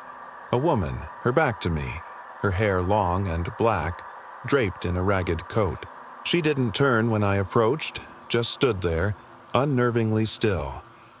"Excuse me," I said, my voice sharp. She didn't respond. I took another step forward, my heart racing now. The air felt thick, suffocating, like the space around me was closing in. The woman's shoulders twitched just slightly. I reached out and touched her arm. She flinched but didn't move otherwise. When I pulled my hand back, my fingers were wet. I looked down and saw the streaks of red on my skin. Blood. My stomach lurched and I stepped back. The woman slowly turned to face me, her face pale and expressionless. Her eyes were wide open, but the pupils were missing. Just blank, empty sockets. Stumbled backward, my heart hammering in my chest. But the door to the next car was locked. I was trapped. The whispers came again, this time louder, more frantic. The woman opened her mouth, but no sound came out. Only the low, growling hum of the train's engines. Then, in a single, smooth motion, her head twisted completely around, facing me with those empty sockets. "Get off," she whispered, her voice, barely audible, but somehow echoing in my mind. "Get off the train." The world tilted, my stomach churned. I didn't know what I was looking at, what I had gotten myself into. The train rumbled louder, shaking beneath me. The air turned frigid, and I realized in a terrifying moment of clarity that we weren't on a regular track anymore. I bolted toward the door, my hands slick with sweat as I yanked it open. The train was no longer moving through familiar streets, but through dark, endless space. Outside the window there were no buildings, no lights, just an endless void. I turned back, but the woman was gone. The car was empty now. I could still hear the whispers, though, echoing in the corners of my mind. The train screeched to a halt. The lights flickered and went out. The silence was deafening. I ran off the train without looking back, my heart pounding in my ears. I didn't know where I was, but I knew one thing for sure. I would never take the last train again. As I looked around, disoriented, a figure appeared at the platform. The same woman. Her face turned toward me, a smile forming where there should have been no mouth. "You shouldn't have gotten off," she whispered. "Now, you're one of us." And then everything went black. It started like any other night. I was home alone, sitting in my apartment in the city. It was just past midnight and I was scrolling through my phone trying to kill time before heading to bed. The hum of the refrigerator in the kitchen was the only sound in the quiet apartment. Then the phone rang. I glanced at the screen. No name, just a number I didn't recognize. Normally, I'd ignore it, but something compelled me to answer. Maybe it was the silence pressing in around me, or maybe just curiosity. "Hello?" I said, trying to keep my voice steady. There was a long pause on the other end, followed by a strange sound, like a crackling static, followed by the faintest whisper. "Hello?"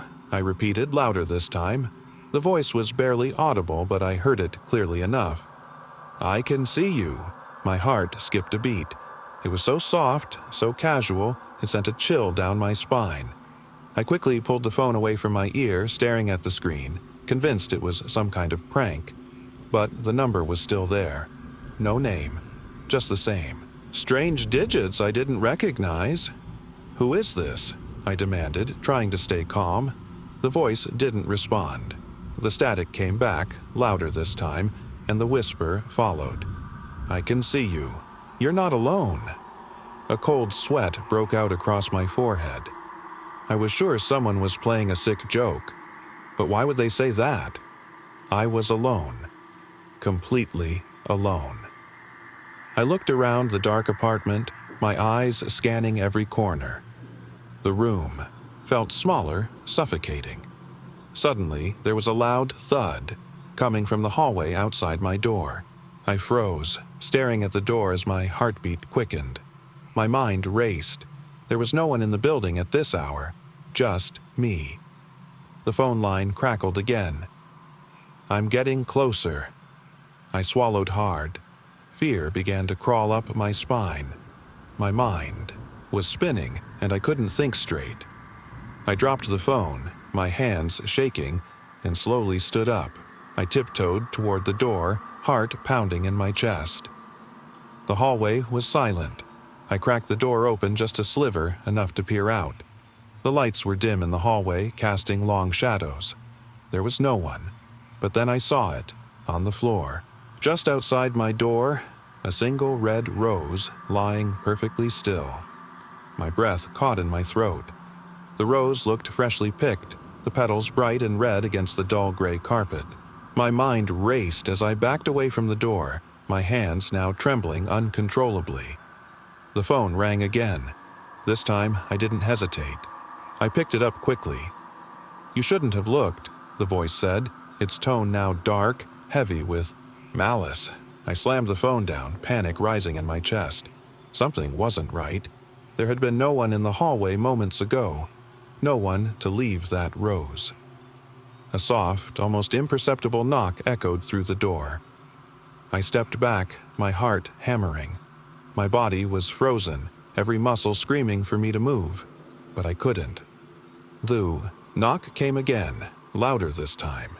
Then the voice, barely a whisper but undeniably close. "I'm here." I stumbled backward, my legs barely holding me up. The walls seemed to close in. The room felt smaller, suffocating. The phone buzzed in my hand as it vibrated uncontrollably. My eyes darted to the window. The blinds were closed, but through the cracks, I saw a figure standing just outside, tall, shadowy, unmoving. The breath caught in my throat. The figure didn't move, didn't speak, but somehow I knew it was watching me. I turned away from the window, trembling, and backed toward the door, heart pounding in my ears. The knock came again, this time with force. The door handle began to turn. Slowly, deliberately. I ran. I bolted into the bathroom and locked the door, my pulse racing in my neck. I pressed my back against the cold tiles, breathing heavily, trying to control the panic. There was no way out, no escape. The phone buzzed again. The display flickered. I slowly reached for it, my hands shaking. I hesitated for a moment before answering. The voice on the other end was different now. Not the same eerie whisper, but clear, cold. "I'm inside," it said. I glanced around the small bathroom, eyes darting to the darkened corners. There was nowhere to hide. The door opened. The lights flickered. The figure stood in the doorway, face obscured by shadow. "I told you I could see you," the voice echoed. I dropped the phone as the lights went out completely, plunging me into pitch darkness. The air was thick and suffocating as I scrambled to move, to run, but something held me in place, paralyzed with terror. Then, just as suddenly as it had begun, everything went silent. The figure, the voice, the phone calls, they all stopped. Never found out who had been calling or how they had gotten in. When I left the apartment the next morning, everything was exactly as it had been before, still untouched. But every night since then, I've heard that same voice again, whispering, "From the shadows, I can see you." It started with a simple trip to a remote industrial zone, long abandoned and forgotten. My friends and I had heard rumors of a place no one dared enter, an old factory complex deep in the heart of an isolated stretch of land, untouched by time. The internet was full of stories, some claiming strange occurrences, whispers of ghosts that haunted the empty buildings. We wanted to explore it, curiosity outweighing caution. We arrived under the cover of night, the crumbling factory buildings looming in the dim glow of our flashlights. The air was thick, laden with dust and the faint scent of decay. The towering chimneys rose like jagged fingers against the dark sky. We moved cautiously, each step crunching on broken concrete and debris. Inside the main building, we found a room filled with faded machinery, rusted pipes, and the faint echo of our footsteps. The silence was oppressive. the kind that presses down on your chest, making it hard to breathe. There were no windows, only the faint glow of our flashlights cutting through the gloom. The ceiling creaked above us, as though the building itself was unsettled by our presence. Then the whispers began. Faint at first, like the wind brushing through the empty halls. But they didn't sound natural. They came from within the walls, distorted, unintelligible. It wasn't the wind after all. They seemed to be carried through the very foundation of the building. We stopped moving, our eyes darting to each other, unsure if we'd heard right. "Did you hear that?" Emma asked, her voice shaking. "Yes," Ryan said, his flashlight trembling. The whispers grew louder, more distinct. A low, guttural murmur, as if they were coming from deep below, surfacing from the shadows of the earth itself. The air grew colder, and we felt as though we were being watched. Something was down there, beneath us. We couldn't see it, but we knew it wasn't human. Suddenly, a faint scraping sound echoed from the direction of a nearby hallway. We froze. The whispers intensified, mingling with the noise, growing louder, more insistent. A faint, flickering light appeared at the end of the corridor, casting unnatural shadows that danced across the broken walls. "Go," Emma whispered, her voice barely audible. We didn't argue. We moved quickly, our footsteps hurried as we retraced our path. The whispers followed us, now echoing through the halls in unison, becoming a cacophony of distorted sounds. It was as if whatever had been lurking in the darkness was closing in. As we reached the entrance, something unexpected happened. The whispers abruptly ceased, replaced by a sudden, oppressive silence. We hesitated at the threshold, our hearts pounding. The feeling of being watched didn't go away. Something was there, waiting. Then, without warning, the lights flickered. Not just our flashlights, but the entire complex, as if the building itself was coming to life. The shadows became more distinct, growing longer, stretching toward us as, though drawn by some unseen force, a final chilling whisper echoed in my ear, clear as day this time. "Leave." We didn't wait. We ran, out into the night, away from that cursed place. The factory loomed behind us, dark and silent once again. When we looked back, there was nothing. No signs of life, no evidence that we had ever been there. Now, months later, I can still hear those whispers at night. No one believes me when I tell them, but I know what I heard. I know we were not alone, and whatever was down there, whatever remains, watches, waiting, always. We lived in an old apartment building downtown. It was one of those places where everything creaked and the paint was peeling off the walls. The building had been around for decades, and rumors about its history had circulated among the tenants. Some said it had once been a hospital, others claimed it had been a prison. Whatever the truth, something about the place felt off. The first night we moved in, the floorboards groaned beneath our feet as we unpacked. My roommate, Alex, mentioned how quiet it was, too quiet. I had dismissed his worries, but as I lay in bed that night, I couldn't shake the feeling of being watched. It started subtly, whispers in the darkness, barely audible. At first, I thought it was my imagination, something triggered by the creaking of the old building. But the voices grew louder, persistent. They seemed to be coming from inside the walls. I would sit up, my heart pounding, straining to hear. There was no pattern, no recognizable words, just a low, menacing murmur that seemed to echo endlessly. One evening, as I was cooking in the tiny kitchen, I caught something out of the corner of my eye, a shadow, just a flicker, darting between the fridge and the countertop. I froze, my breath catching in my throat. But when I turned, there was nothing there. I didn't know if I wanted to be relieved or terrified. Then came the night when it became impossible to ignore. The whispering wasn't confined to my room anymore. It followed me everywhere. The living room, the hallway, the bathroom. It was relentless, as though the building itself had become alive. I couldn't sleep, couldn't think.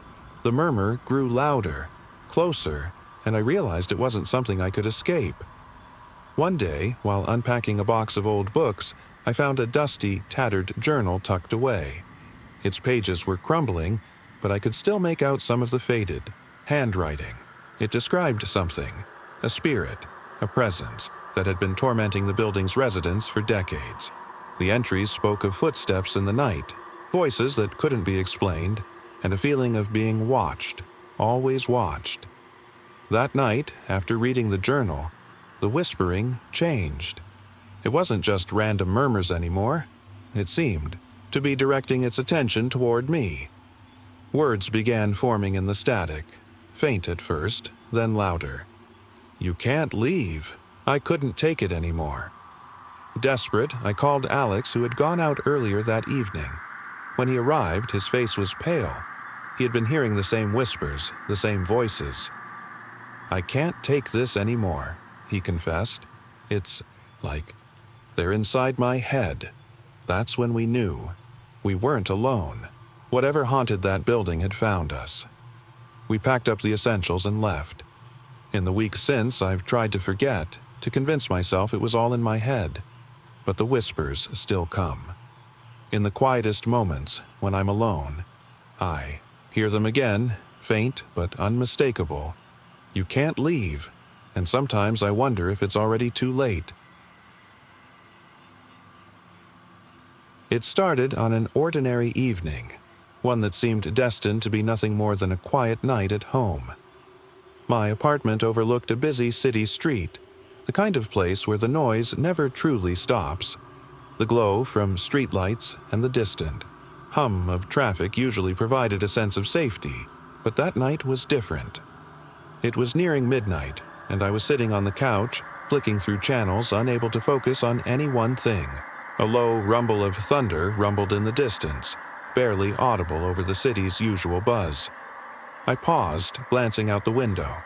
The sky was dark, the clouds heavy, but the rain hadn't begun yet. The apartment felt empty, the only sound being the occasional creak of the old floorboards. I figured I'd be heading to bed soon, when there was a faint knock at the door. At first I dismissed it as nothing, but then it came again, soft, almost hesitant. My heart skipped a beat. I stood, my hands clammy, and approached the door cautiously. No one usually comes knocking at midnight in the city. I peeked through the peephole. Nothing but darkness. No figure, no silhouette. Just the empty hallway. Maybe it was a neighbor, I reasoned. Someone lost or needing help. I opened the door a crack, but there was no one there. Just the quiet of the hallway. I locked the door again, shrugging it off. Maybe someone had gotten the wrong apartment. I turned back to the couch, but the unease stuck to me like a second skin. I tried to ignore it, focusing on the muted glow of the TV, but the nagging sensation of being watched refused to leave. A few minutes passed, and I heard it again, knocking, but this time it was different. It was slower, more deliberate, like someone was trying to make sure I heard it. I gritted my teeth and went back to the door, this time standing farther back as I looked through the peephole. The hallway was empty as far as I could see, but now there was a faint outline, barely visible against the dim light from the street. A figure, motionless, standing at the far end. I could barely make out the details, but I knew it wasn't moving. My breath caught in my throat. I stared at the figure, unable to look away. The knock came again, 3 distinct hollow raps. The figure didn't move. It stood there, still as a statue, as though waiting for something. Terror gripped me. I didn't know what to do. Calling the police seemed useless. What could they do? Tell me there's someone outside who won't leave? I backed away from the door, my body trembling. The knocking continued, slower now, as though the person, or whatever it was inching closer. The figure in the hallway remained, unmoving. Then, silence. The knocking stopped. I didn't hear it leave. I didn't hear footsteps retreating. It was just gone. The silence stretched out for what felt like hours. I waited, holding my breath, my back pressed against the wall. Eventually, I mustered the courage to peek through the blinds, but the hallway was empty. Still, the feeling of being watched remained. I didn't sleep that night. I couldn't. Every time I closed my eyes, I saw the figure standing there, waiting, motionless. Even now, years later, I sometimes wonder if it's still out there waiting for someone, just not me. It was supposed to be just another ordinary evening at home, the kind of evening where you sit on the couch zoning out in front of the flickering TV while the world outside hums along like always. But that night was anything but ordinary. I had just finished a long day, feeling exhausted and ready to relax. The apartment was quiet, save for the faint sound of the wind outside rattling the window. The neighbors' usual sounds, the creak of floorboards above me, the muffled conversations. Through the thin walls were all as familiar as ever. I didn't think twice about it, too tired to care. At some point, though, I started to notice something strange. A subtle shift in the usual background noise, a faint, uneven breathing that didn't belong to me. I froze, sitting up straighter, listening harder. It wasn't coming from the TV or any of my usual appliances. It wasn't static. It was close, too close. I turned off the TV, the silence growing deafening. The only sound now was that breathing. Slow, steady, as if someone were right behind me. I glanced over my shoulder, but there was nothing there. Just the dim light from the hallway. My pulse quickened, but I told myself I was being paranoid. The apartment felt empty, the familiar creak of floorboards upstairs seeming just a little louder now. I told myself it was the wind, the old building settling. Still, the breathing didn't stop. I grabbed my phone, dialing 911 with trembling fingers. The operator answered, asking if I was safe. I wanted to tell her I was, but I couldn't bring myself to speak. Then, a soft knock echoed from the front door. I didn't move. I didn't breathe. I listened as the knock came again, this time louder, more insistent. My heart pounded in my chest as I considered what to do. There was no way I could ignore it. Slowly, I stood and approached the door, my hand hovering over the lock. I peeked through the peephole, but there was no one there. Just the empty hallway. I pulled back, the sound of breathing still echoing softly behind me. It felt like someone was right there, just inches away. That's when I heard the knocking again, this time closer. It wasn't at the door anymore. It was coming from inside the apartment, from inside my walls. I ran to the bedroom, locking the door behind me. My phone was still on, the 911 operator still asking questions, but I couldn't answer. I could hear the breathing now, muffled but unmistakable, coming from behind the walls. It was as if someone had somehow found a way inside, but I couldn't see them. The knocking continued, growing louder, more frantic. My walls trembled with each thud. I could feel the vibrations under my feet. My mind raced, every rational thought abandoning me. I wanted to scream, to run, but fear held me still. Then, silence.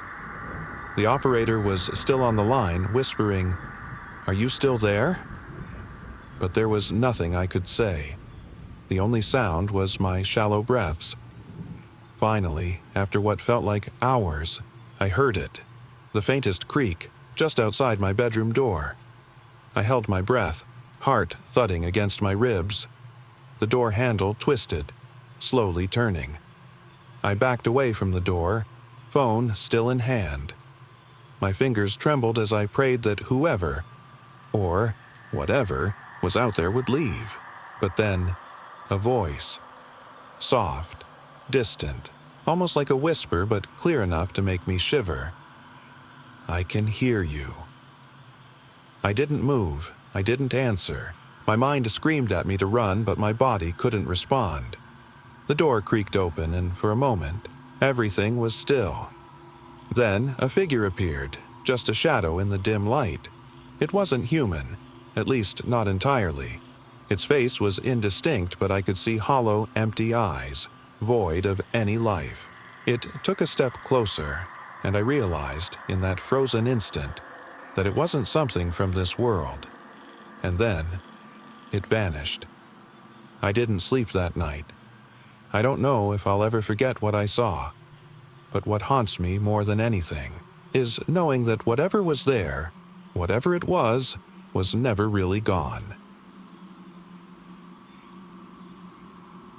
I've always been a night owl. I'd spend hours driving back roads, listening to music, or just getting lost in thought. One night, I decided to take a different route home, one that looped through fields and quiet country roads. It was the kind of night where the stars felt closer, the sky so vast and clear it seemed to stretch forever. Around 2 a.m., I found myself on a lonely stretch of road, surrounded by nothing but farmland. The fields stretched out on either side of me, empty and dark, with only the occasional flicker of distant farmhouses. I remember thinking how peaceful it all felt, isolated but serene. That's when I saw it. A figure standing by the side of the road. At first, I thought it was a scarecrow. The silhouette was tall and thin, almost too thin, with its arms outstretched like it was waving. I slowed down as I approached, my headlights illuminating it. But it wasn't a scarecrow. It had a face, long, gaunt, and pale, like something that had been buried for years. Its hollow eyes didn't blink, didn't seem to recognize me.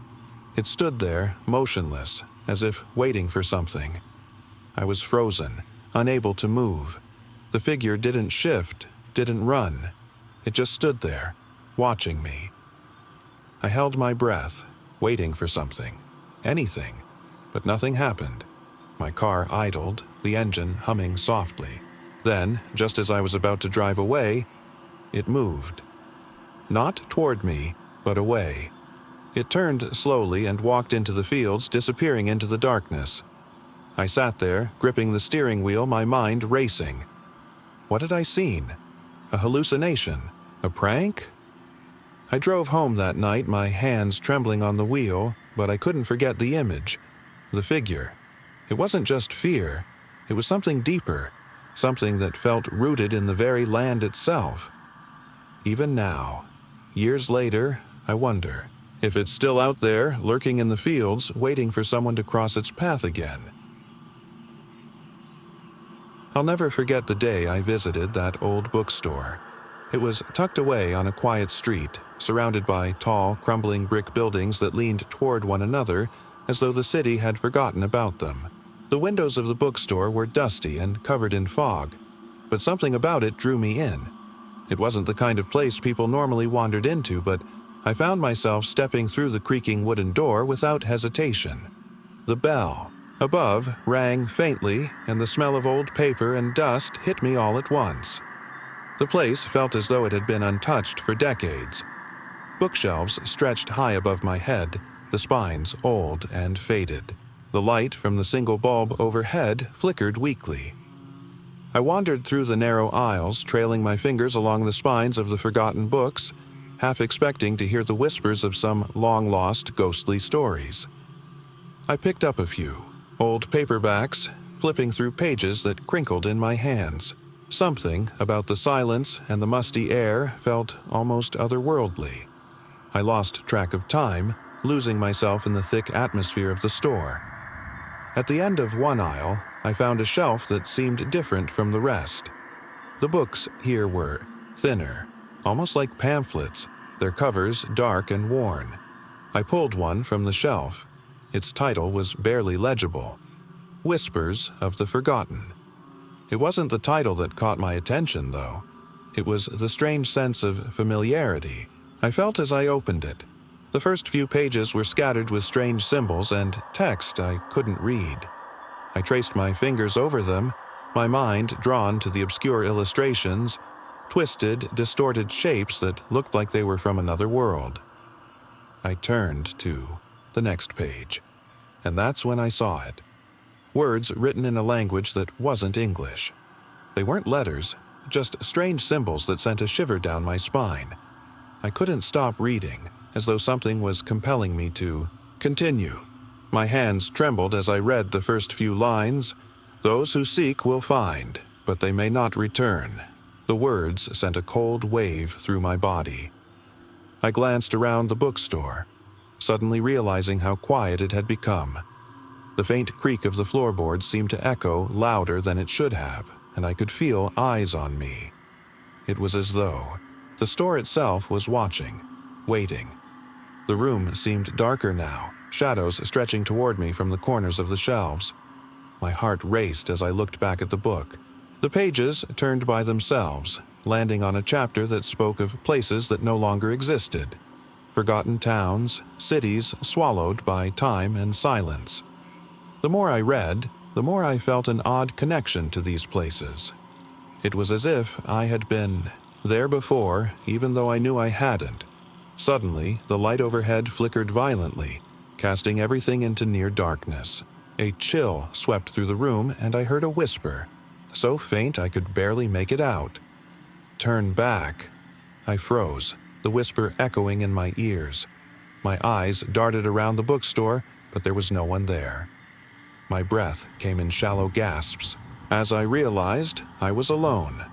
The pages of the book flipped again, this time stopping on a section titled "The Forgotten Path."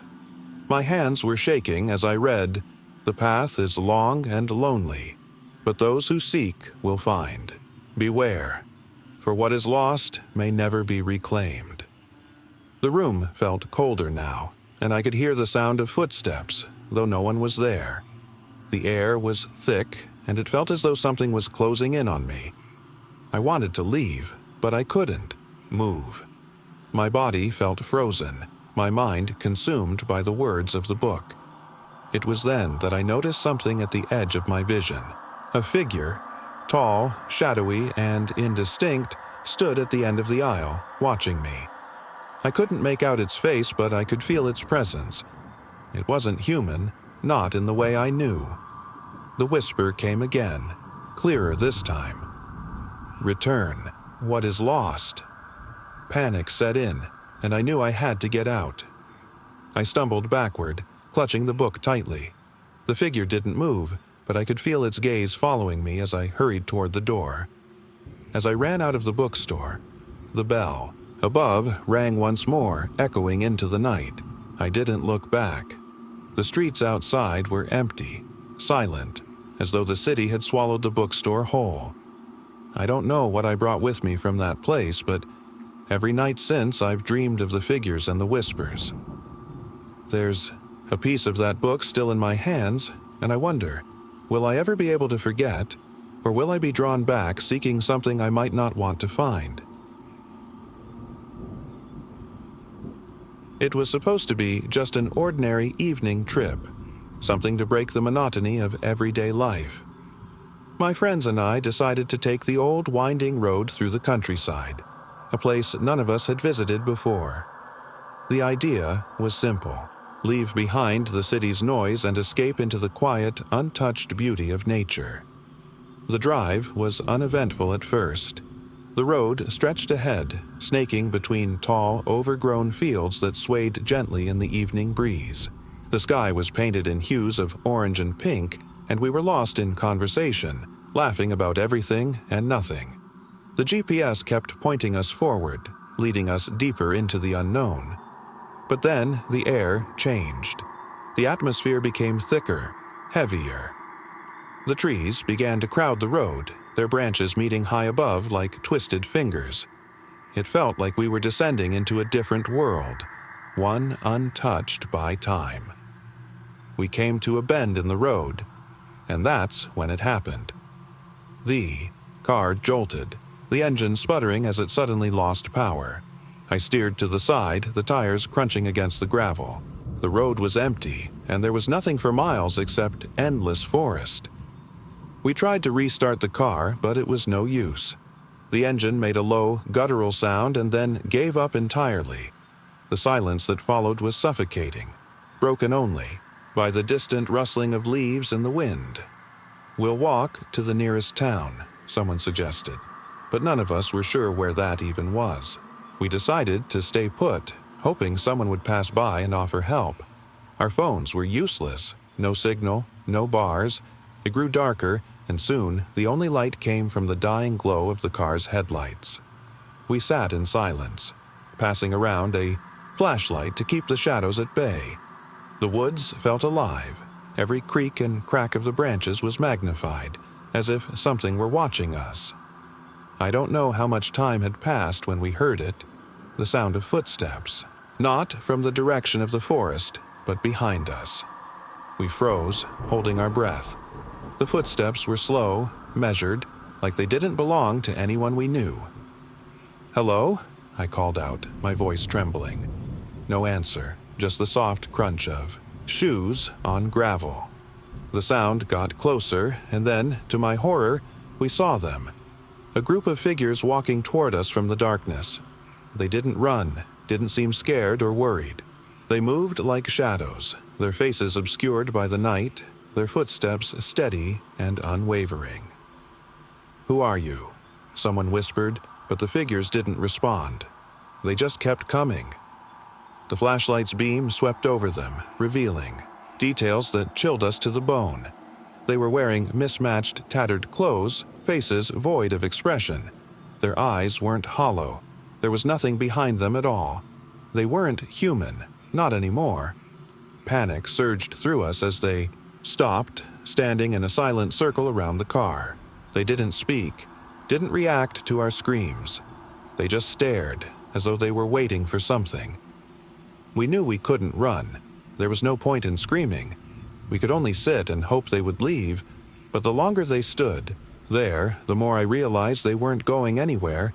Then, one of them, barely more than a shadow, stepped forward. It wasn't one of the figures we had seen before. This one was different. It was taller, thinner, its limbs stretched unnaturally.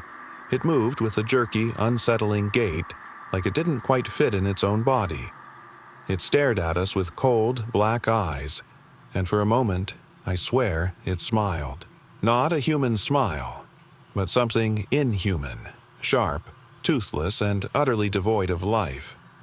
Time seemed to stretch as we sat there, trapped in the gaze of those empty eyes. The air grew colder, heavier. I couldn't take it anymore. I turned my head, away, unable to bear the sight. When I looked back, they were gone.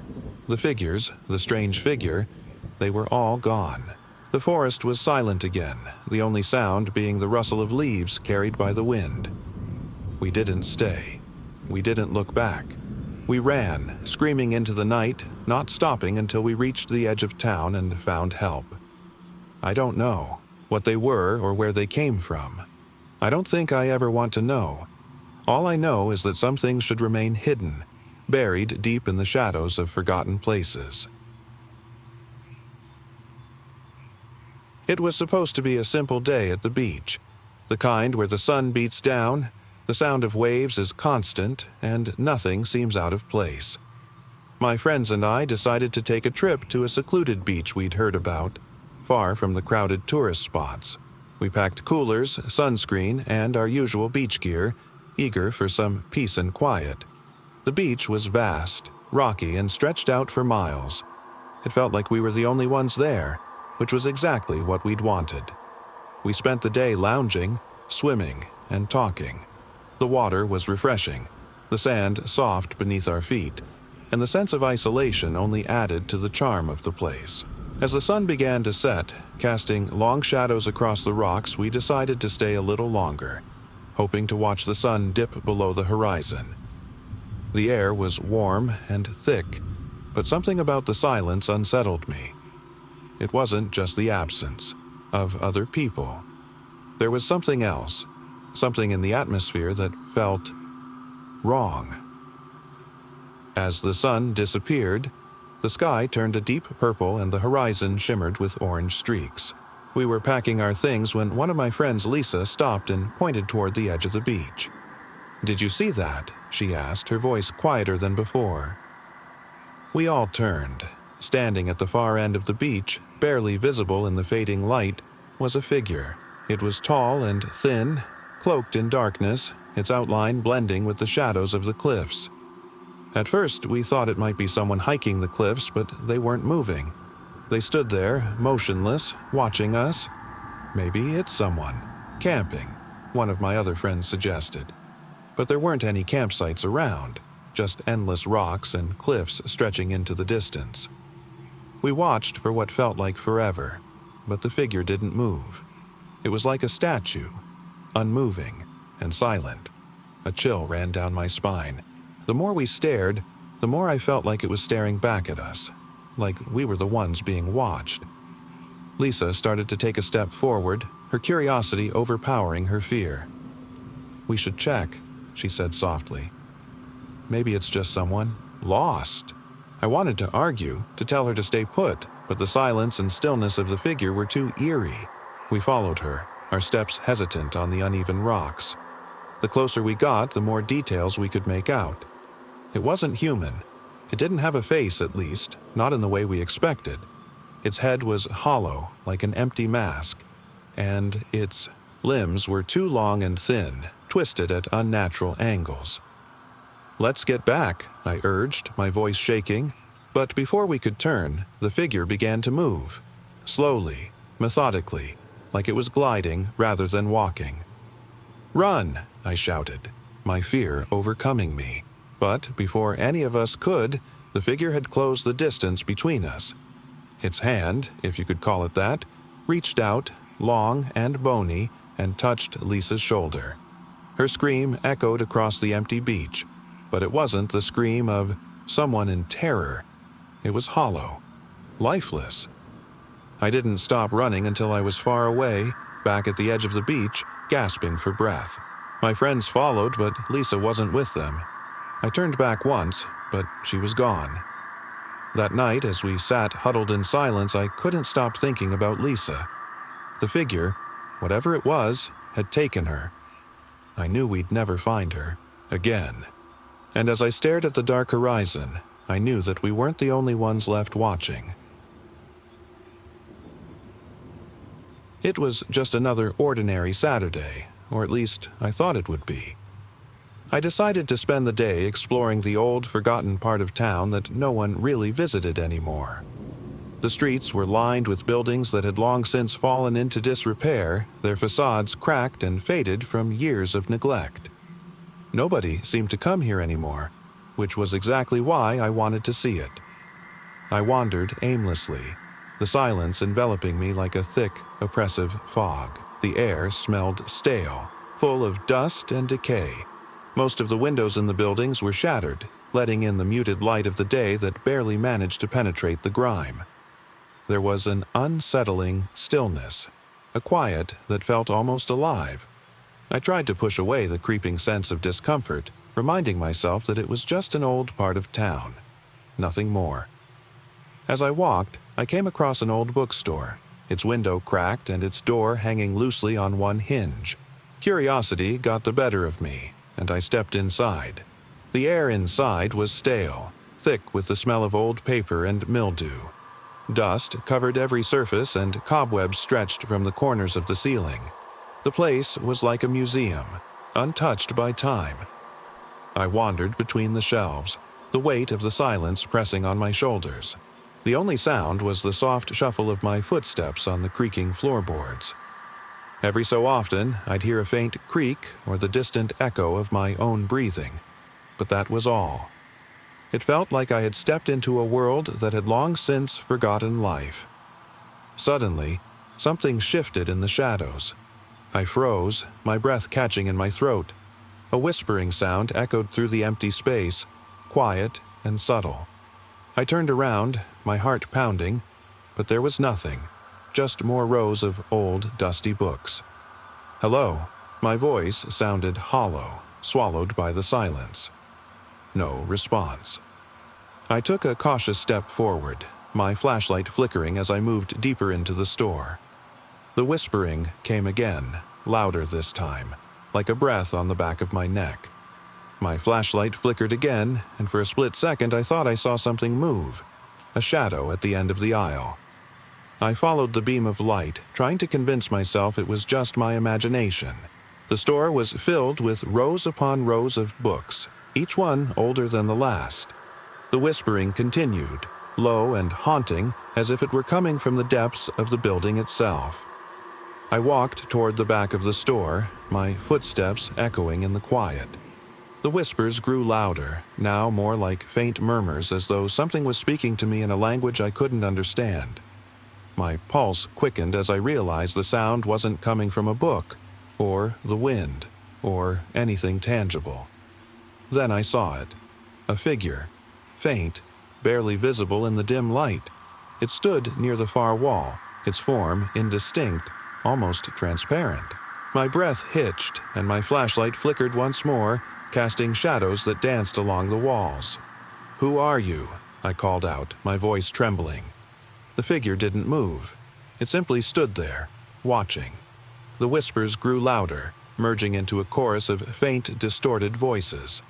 I took a hesitant step toward it, my hand shaking as I tried to focus my flashlight. Suddenly, the whispers stopped. The silence returned, more oppressive than before. The figure vanished, as if it had never been there. My chest tightened as I searched the darkness, but there was nothing. The store felt colder now, empty in a way that felt almost unnatural. I decided to leave. I didn't care about the books anymore, or the eerie feeling that had taken over the space. I just wanted to get out. As I made my way to the front door, I could feel eyes watching me, following me. My footsteps quickened, the creaking floorboards beneath me sounding louder than they had all day. When I finally reached the door, I paused, one last glance over my shoulder, just to be sure I was alone. That's when I saw it. The figure again, just beyond the doorway, standing in the shadows. Its hollow eyes locked onto mine, and for a moment I felt as though it could see straight through me. Then it was gone. I stepped outside, the door slamming shut behind me. The whispering was gone, replaced by silence once more. I didn't look back. I never went back to that bookstore, and I never will. Some places leave scars that can't be erased. It was a bright, crisp afternoon when I decided to go for a hike. I'm not someone who ventures into nature often, but something about that day felt inviting. My backpack was light, just water, some snacks, and a map. I drove out of town, past the familiar roads, until the last hints of civilization faded behind me. The trailhead was quiet, empty, except for a small wooden sign that read, "Welcome to Bear Creek." The trail was peaceful at first, winding through thick forests of towering pines. The sound of my footsteps on the soft dirt path was the only noise I could hear. I checked my map occasionally, noting the twists and turns, but the trail wasn't complicated. I'd done plenty of hikes before, so I wasn't too concerned. A few miles in, the trees started to thin, and the landscape opened up to a grassy clearing. It was breathtaking. Mountains on the horizon, the sky a deep blue, the only sound being the rustling of leaves in the wind. I sat down for a moment, taking it all in. That's when I noticed something strange. At first, I couldn't tell what it was. A faint glimmer of something silver far off in the distance, just beyond the tree line. I rubbed my eyes, wondering if I was imagining it. But as I watched, the silver shimmer became clearer. It wasn't moving, just sitting there, reflecting the sunlight. Curiosity got the better of me. I stood up and began walking toward it, keeping the map in my hand. The ground became uneven, the trees thick once again, but the shimmer stayed in my view. It was almost as if it were calling to me, like a lure in the distance. My footsteps quickened. When I finally reached the spot, my breath caught. It wasn't just a glint of sunlight reflecting off rocks. It was an old, weathered metal object half buried in the dirt. I knelt down, brushing away some leaves and soil. It was a canister, small, rusted, and seemingly forgotten. Curious, I opened it. Inside was a thin roll of yellowed paper, folded over and tightly sealed with wax. My fingers trembled as I pulled it out.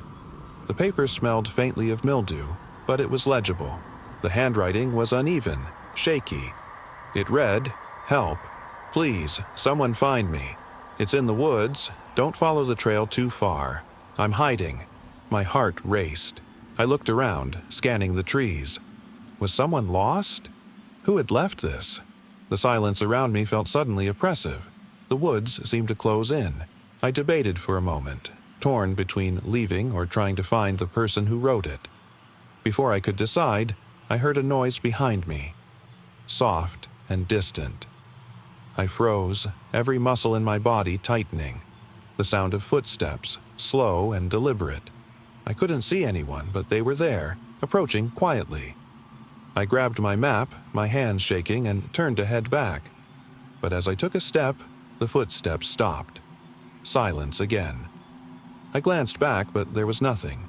Just the trees, the rustling leaves, and the feeling that I was being watched. I pressed on, heart pounding, but the sense of unease only grew. The trail felt longer on the way back, each step more cautious than the last. Every noise made me jump, rustling branches, distant whispers in the wind. I kept glancing over my shoulder, expecting to see someone behind me, but there was never anyone there. When I finally made it back to my car, I didn't stop to look back. The canister still sat in my backpack, unopened. I've never gone back to that trail. Whatever left that message, whatever was watching me in those woods, I hope I never have to face it again. The night it happened, I was driving home from a late shift. I always took the same winding route through the countryside, cutting through deserted backroads that few ever traveled after dark. There's something unsettling about these roads. No streetlights, no signs of life, just miles of empty fields and trees on either side. It's the kind of place that always feels like it's hiding something. That night, the air was unusually cold, even for late October. The moon was almost full, casting a dim, eerie glow over everything. The silence was overwhelming. No cars, no distant sounds of animals, just the low hum of the tires on the cracked asphalt. I wasn't in a hurry to get home, so I kept my speed steady, the familiar stretch of road ahead seemingly endless. That's when I noticed something strange. In the distance, I saw a figure standing on the side of the road. At first, I assumed it was someone waiting for a ride, but there was something off about it. How still it was. How unnatural. I slowed down as I approached. The figure didn't move, didn't flinch. It was just standing there, its back to me. I could barely make out its shape in the dim light, but I could see enough to tell it wasn't human. Its form was too tall, too thin, like it didn't belong in this world. My heart began to race as I drove past, gripping the steering wheel tighter. I glanced in my rearview mirror, expecting to see the figure still there. But it wasn't. I told myself I had imagined it, that the shadows had played tricks on my eyes. But then I saw it again, this time, closer. The same figure was standing at the edge of a field, facing me directly. Its silhouette was more distinct now, and I could make out its long, slender arms hanging limp at its sides. I wanted to turn around, to speed back the way I came, but something kept me driving forward. My hands trembled as I gripped the wheel tighter, my breathing shallow. The figure stayed motionless, not moving even as I passed. It wasn't until I reached a stretch of road where the trees thinned out that I realized the figure had somehow crossed the road ahead of me. It was standing there, halfway between where I'd last seen it and my location. Panic surged through me. I had no idea what this thing was or how it kept appearing. I slammed my foot on the accelerator, speeding past it without looking back. But every nerve in my body screamed for me to stop. When I finally reached the outskirts of the town, the figure was gone. I drove the rest of the way home, trying to make sense of what I had seen. The figure had felt wrong. Too wrong. That night, I couldn't sleep. I kept replaying what I had seen, convinced that whatever it wasn't something human. I couldn't shake the feeling that it was still out there, waiting. And I knew. I knew it wasn't done with me. It was a crisp autumn evening when I decided to take a solo drive through the countryside. The road stretched on endlessly, flanked by trees that were shedding their leaves, casting long, eerie shadows under the fading sunlight. I always enjoyed these quiet drives, just me and the open road, away from the noise of the city. I'd taken this route countless times before, but tonight felt different. The air was thicker, almost oppressive, and I couldn't shake the feeling that I wasn't entirely alone out here. The road wound through rolling hills, with fields stretching far beyond the horizon. I passed a few dilapidated barns, their broken windows reflecting the golden hues of the setting sun. It was the kind of place where time seemed to have stopped, silent, isolated, and forgotten. As I drove, the familiar sound of my tires crunching over the gravel faded, replaced by a strange, distant echo, almost like footsteps following behind me. I glanced in the rearview mirror, half expecting to see someone. But there was no one, just empty road stretching out behind me. I shook my head, trying to dismiss the thought. Maybe it was just my imagination. But as I drove further, the feeling only grew stronger. It was as if someone was watching me from the shadows, waiting for the right moment to make themselves known. Eventually, I reached an old, overgrown trail leading into the woods. I couldn't help but take a detour, curious about the trees that loomed ahead. The leaves crunched beneath my tires as I ventured deeper into the forest. The air became cooler and the sounds of nature seemed to fade, leaving only silence. The trees stretched high above, their branches forming a dense canopy, blocking out the last rays of sunlight. It felt as if I had stepped into a different world, one untouched by time. I stopped the car and stepped out, taking a deep breath of the crisp, cool air. The forest felt alive in a way that made my skin crawl. The wind whispered through the trees, but there were no birdsong, no rustling of animals, just the stillness of the woods. I wandered off the trail, following a narrow footpath that seemed to beckon me deeper into the forest. Every step felt heavier, as if the trees themselves were watching, their twisted limbs casting dark shapes on the ground. Then I heard it again, the faint sound of footsteps. This time, they weren't distant or echoing. They were close, too close. I froze, my breath catching in my throat. The woods seemed to hold their breath, waiting. I slowly turned around, expecting to see something, or someone, standing behind me. But there was nothing. My heart pounded in my chest as I fought the panic rising in my throat. The silence was oppressive, broken only by the sound of my own shaky breathing. I clutched my phone tightly, turning on the flashlight. The beam cut through the darkness, illuminating the path ahead. I must have been imagining things. It had to be the isolation, the eerie quiet of the woods. I told myself that over and over, but deep down, I knew better. I retraced my steps, trying to shake off the feeling of being watched. The woods seemed to close in tighter, the path harder to see in the dim light. My flashlight flickered, then went out entirely, plunging me into darkness. I fumbled with my phone, trying to turn the flashlight back on, but it was dead. My signal had vanished, and I realized just how far I'd strayed from the main road. Panic set in. The feeling of being lost was overwhelming. The silence stretched on, broken only by the soft rustling of leaves in the wind. And then I heard it again. The footsteps. Closer this time. I could feel them behind me, just beyond the edge of my vision. I spun around, my breath hitching in my throat. Still, no one. I forced myself to walk faster, the crunching of leaves beneath my feet now sounding like whispers, like the trees themselves were speaking. The woods felt endless, as if they had no intention of letting me go. After what felt like hours, I stumbled onto an old, faded trail marker. The letters were barely legible, but I could just make out the word path etched into the wood. I followed the marker, hoping it would lead me back to my car. The silence was deafening, but at least now I had a point of reference. I kept my head down, not wanting to look behind me, where I knew something, or someone, was watching. Finally, I broke through the tree line and saw my car waiting in the distance, bathed in the faint glow of the moon. I didn't stop running until I reached it, slamming the door shut behind me. As I drove away, the weight in my chest eased, but the feeling of being followed didn't. I knew I'd be looking over my shoulder for a long time. What had been out there in the woods with me? I still don't know, and I don't think I ever want to find out. I don't remember exactly when I noticed something strange. It wasn't a specific moment, more like a slow, creeping feeling that followed me for days.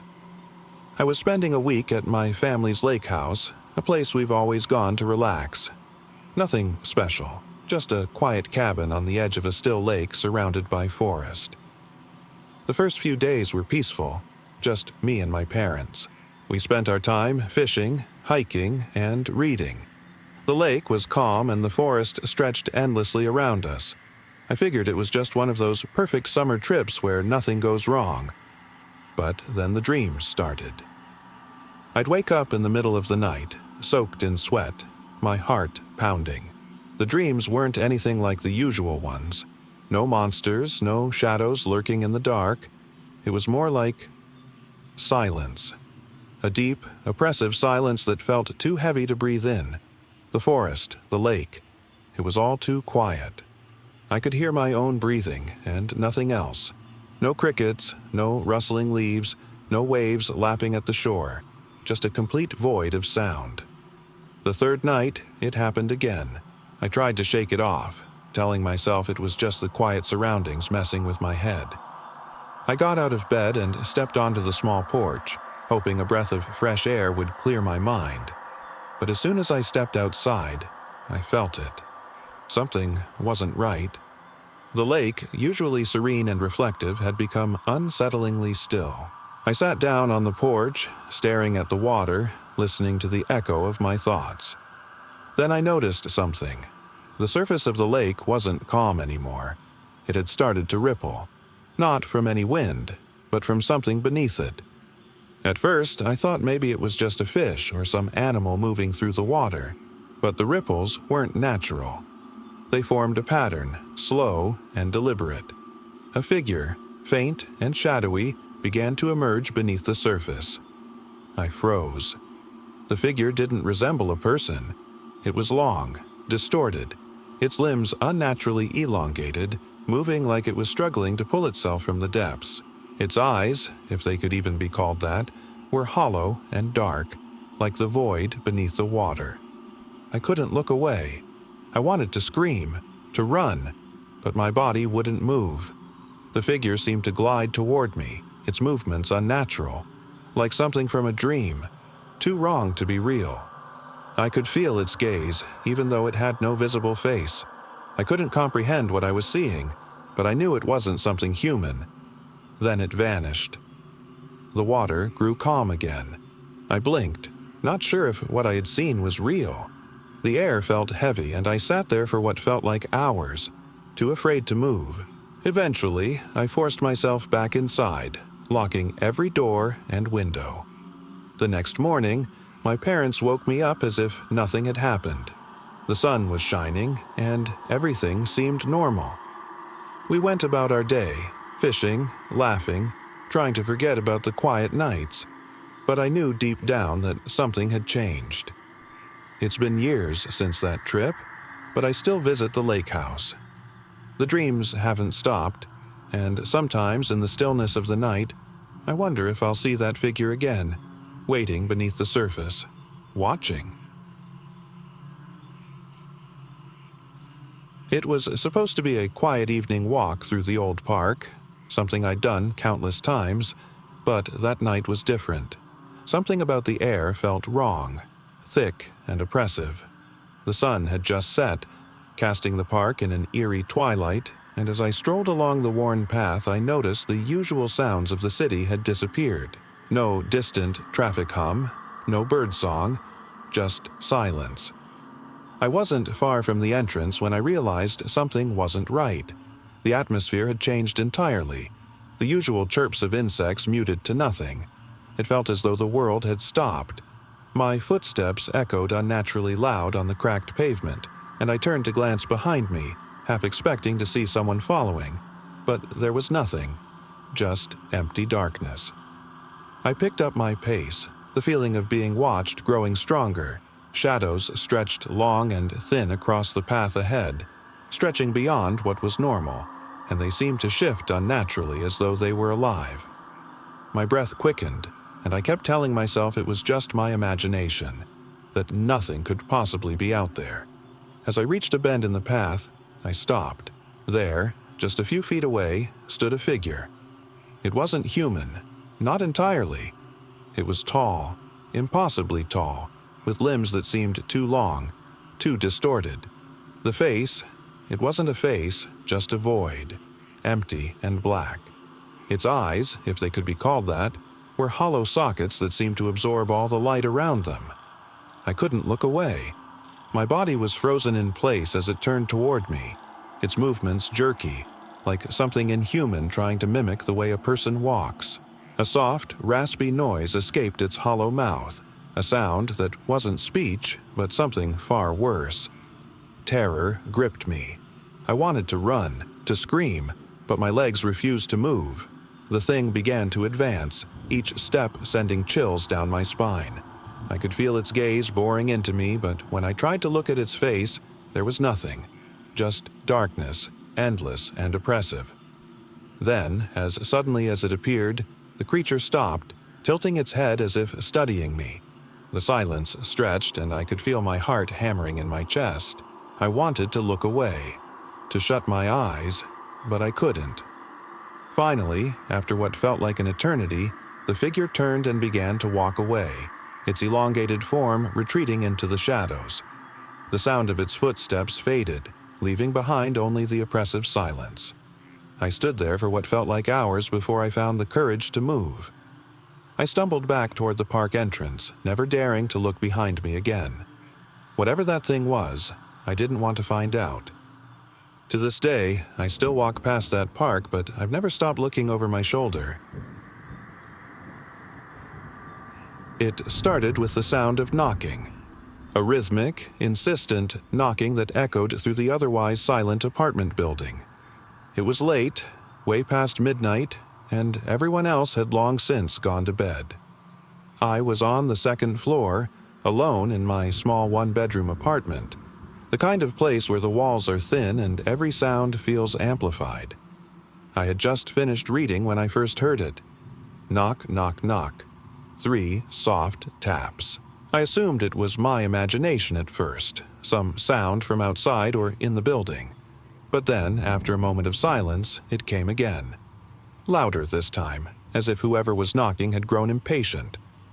I set the book down and walked to the front door, listening closely. The knocking wasn't coming from outside, it was coming from the wall behind the couch. At first, I didn't know what to make of it. The wall was solid, and there was nothing on the other side. No neighbors, no rooms, just the faint echoes of an empty hallway. The knocking continued, relentless, as though something was trying to get my attention. I backed away from the door, heart pounding. The sound wasn't going away. It wasn't random either. There was a pattern, like someone had a method.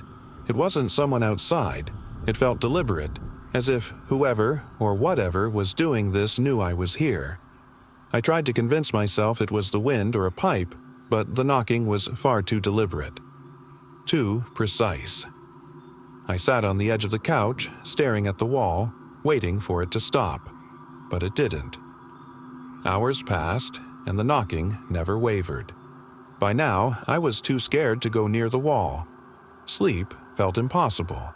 I was paralyzed by the thought that someone, was on the other side trying to reach me. When morning finally arrived, the knocking had stopped. The silence that followed was almost worse than the noise. I checked the wall, tapped it, but there was no indication of anything unusual. No hidden door, no cracks, just a regular wall, flat and smooth. I told myself it was over, that my imagination had gotten the better of me. But when I opened the front door to check the hallway, I froze. There, scrawled across the wall in what looked like smeared dirt, were 3 words: "Let me out." I slammed the door shut and didn't sleep again for days. It was supposed to be a quiet evening out, just me and a few friends. We decided to explore an old abandoned theater that had been shut down for decades. The place was a relic, decaying with its crumbling facade and faded marquee. The theater had always been known for its eerie history, rumors of strange occurrences, unexplained disappearances, and whispers of something lurking in the shadows. We weren't expecting much beyond a few creepy sights and maybe some unsettling stories to tell afterward. It wasn't far from town, but far enough that no one really ventured there anymore. The building was dark, with broken windows and faded paint. The sign above the entrance flickered intermittently, creating fleeting glimpses of the name Riverview Theater. We stepped inside, the smell of decay hitting us immediately. Dust hung thick in the air, and the old red velvet seats were tattered and stained. The theater was massive, with the grand stage still intact, though the paint was peeling, revealing layers of once vibrant murals beneath. As we wandered deeper into the building, there was a strange silence. The creaks of the old floorboards echoed around us, amplifying every step we took. The air felt cold, unnatural. I shivered and glanced around, wondering if we'd come too far into a place that wasn't supposed to be disturbed. That's when things started getting strange. We found ourselves in what remained of the lobby. The front doors had long been boarded up, but there was a door behind the counter, leading to the projection room. My friends and I hesitated, but curiosity got the better of us. I led the way, opening the door slowly. Inside was a long hallway lit by dim, flickering bulbs. The walls were lined with faded, yellowing posters of long-forgotten movies. As we moved down the hall, the floor creaked beneath our feet, and I couldn't shake the feeling that something was watching us. The projection room at the end of the hall was locked. The old rusted door refused to budge no matter how much we pushed. I pulled out my phone to get a better look, and that's when I saw the graffiti etched into the wall. "We're watching you." My blood ran cold, and I realized that whoever wrote that wasn't kidding. I turned around, and that's when I noticed something. A figure, just a faint silhouette, standing at the back of the theater. It was obscured by the shadows, but its presence sent a wave of fear crashing over me. I could feel my heart pounding in my chest. I tried to tell myself it was nothing, but deep down, I knew better. I grabbed my flashlight, shining it in the direction of the figure. The light danced across the shadows, revealing nothing. The figure had vanished. "Hello?" I called out, my voice trembling. No response. We decided it was time to leave. Fast. But as we made our way back to the lobby, the door behind us slammed shut, cutting us off from the exit. Panic set in as we tried to force the door open, but it wouldn't budge. The sound of our breathing echoed in the empty theater, growing louder with every passing second. Suddenly, we heard a noise from above, the creaking of footsteps, slow, deliberate. My flashlight caught a glimpse of movement on the balcony. I froze, shining the beam up toward the second level. A figure stood there, staring down at us. This time, there was no mistaking it. The figure had no face, just an empty void where the eyes should have been. Its silhouette seemed to blur, shifting and stretching in a way that was unnatural. "Run!" I shouted. We bolted toward the main entrance, tripping over ourselves in our haste. The air seemed to grow colder with each passing second. The door, however, was still sealed shut. In desperation, I turned back to the balcony, expecting to see the figure again. Instead, I saw something far worse. It wasn't a figure at all. It was a screen, glowing faintly. But the screen wasn't showing any movie. It was showing us. There we were, standing at the front of the theater, faces frozen in horror. But something was wrong. Our reflections weren't acting like we were. The shadows, the empty eyes, they weren't reflections at all. They were watching us, mimicking us.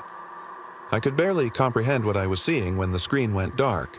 The theater was plunged into total darkness, except for the faint glow of my phone. My friends and I managed to break free from the building somehow, sprinting into the night, not stopping until we reached the edge of town. The old theater remained behind us, a broken, silent shell under the pale moonlight.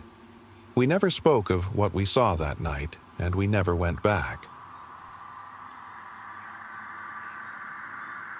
It was an ordinary day, or so I thought.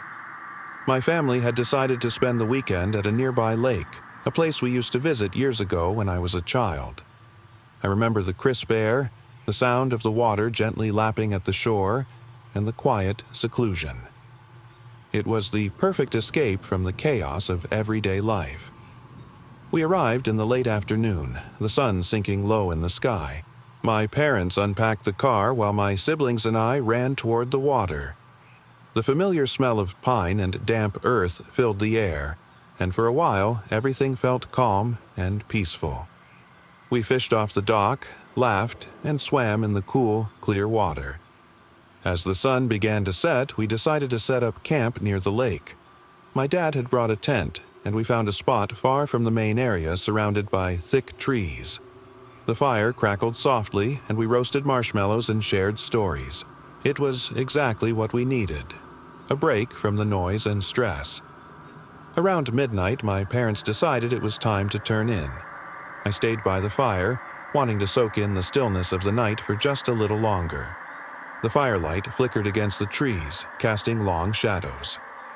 The only sounds were the gentle lapping of the water and the occasional rustle of leaves. I must have dozed off, because the next thing I knew, I was awake and shivering. The fire had burned down to glowing embers, leaving only faint traces of warmth. The forest around me was silent, but there was something off. I sat up, stretching my arms. The air felt colder than before, and there was a strange stillness, like the whole world had stopped breathing.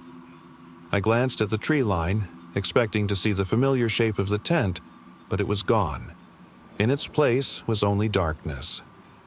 At first, I thought maybe my family had gone for a walk or stepped away from the camp, but something didn't feel right. I called out their names, my voice swallowed by the stillness. No response. I stood up, my heart hammering. The night was pitch black, with only the faint glow of the stars to guide me. My breath fogged in the cold air, and the oppressive silence wrapped around me like a heavy blanket. I tried to stay calm, telling myself they were just nearby, maybe searching for firewood or exploring. I made my way toward the tree line, stepping cautiously over the uneven ground. The woods seemed endless, the trees towering above me, their branches twisting in strange, unnatural shapes. The silence grew louder with every step I took. It wasn't until I stumbled across something that I stopped cold. A trail of small bare footprints in the dirt.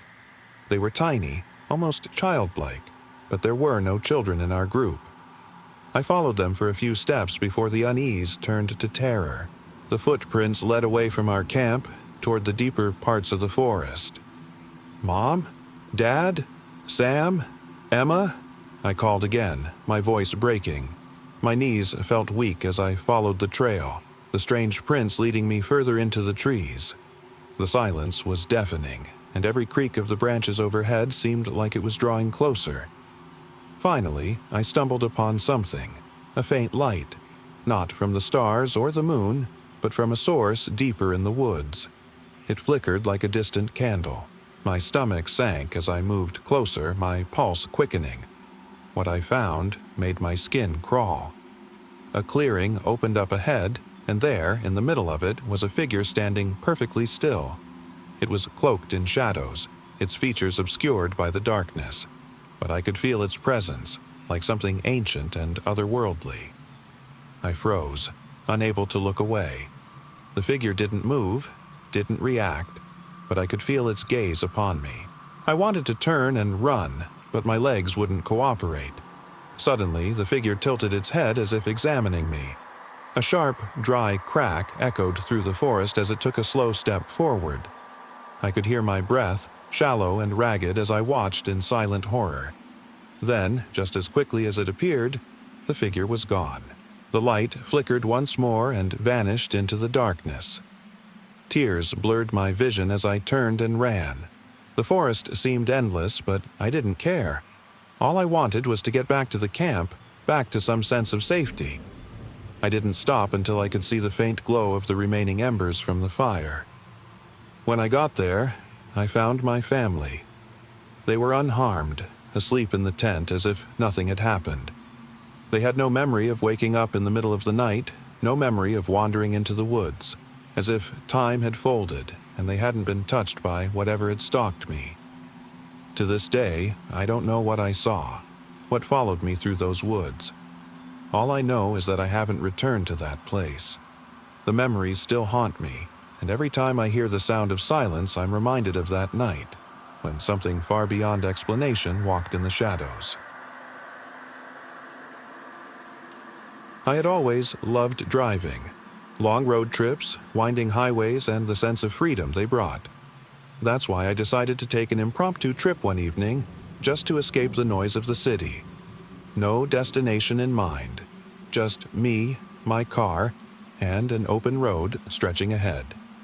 It was around 10 p.m. when I hit the road. The air was crisp and the moon hung low in the sky, casting its silver glow on the empty highways. I didn't mind the quiet. The roads were deserted, and aside from the occasional passing car, I felt like I had the world to myself. Hours passed, and I found myself driving through farmland. The fields stretched on for miles, with barns and old wooden fences lining the road. I kept going, entranced by the solitude and the sound of the tires humming on the pavement. There wasn't a soul in sight. As I rounded a bend, I noticed something strange. Off in the distance, a figure walking along the side of the road.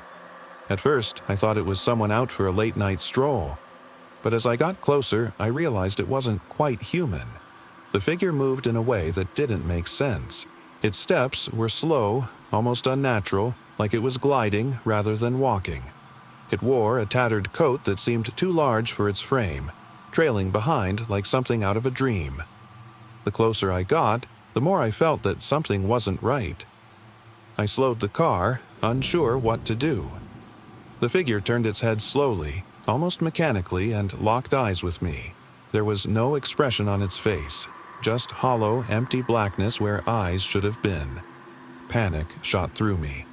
I didn't know whether to stop or speed away. But something kept me glued to my seat, unable to look away. It wasn't fear, at least not the kind I was used to. It was as though I was being drawn in, compelled to stay and witness whatever this was. As I drove past, the figure continued its slow, unnatural pace. I turned to glance in the rearview mirror, expecting to see nothing but the empty road behind me. But there it was again, staring at me, still moving forward. I couldn't shake the feeling of being followed, as if whatever that thing was still out there, trailing me through the night.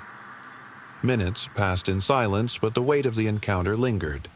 I drove faster, trying to outrun whatever had followed me. My heart pounded in my chest, each mile marker flashing by like a countdown.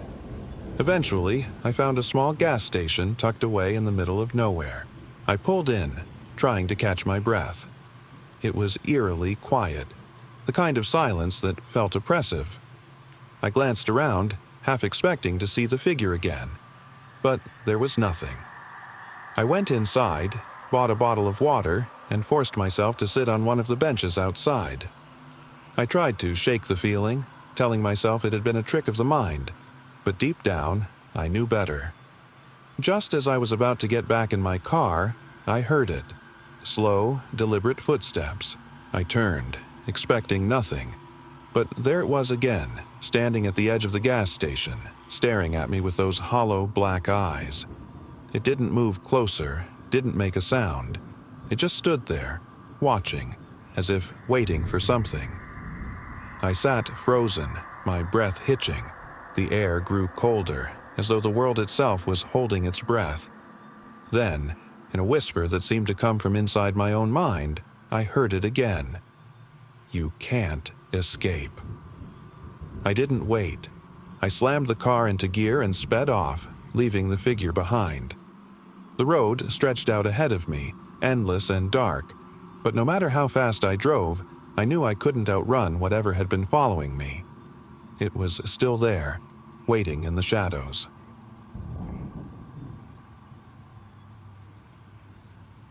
It started as an ordinary weekend trip with a few friends. We'd decided to go hiking on a trail deep in the mountains. None of us had been there before, but the online reviews promised breathtaking views and quiet solitude, far from the noise of city life. The plan was simple: hike during the day, camp overnight, and return refreshed. But something about that trail didn't feel right from the start. The first few miles were beautiful. The air was crisp, the forest thick with towering pines, and the only sounds were birdsong and the crunch of gravel beneath our boots. We stopped often, marveling at the view as we climbed higher. The trail was marked clearly, and there were no other hikers around, which wasn't unusual given how secluded the place was. By midday, we were deep into the forest, far from any sign of civilization.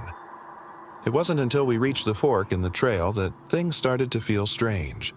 The sign was old and faded, barely legible. One path led to the summit, the other to a clearing near a river. We debated for a bit, but decided to head toward the clearing. Something about the summit felt off. The clearing was beautiful. We set up camp there, unpacking our gear and gathering wood for a fire. The river ran nearby, its gentle sound soothing in the quiet. We were tired from the hike and settled into the camp, enjoying the peace and solitude. That night, around midnight, something woke me. It wasn't a sound, it was more like a shift in the atmosphere. The air had become heavier and the forest felt still, too still. I lay there, heart racing, listening. At first, there was nothing, just silence. Then I heard it. Soft footsteps. They weren't human footsteps. They were lighter, quicker, and moving in circles around our camp. I sat up, freezing, trying to make sense of the noise. The others were asleep, unaware of what was happening. I grabbed my flashlight, shining it toward the sound. Nothing.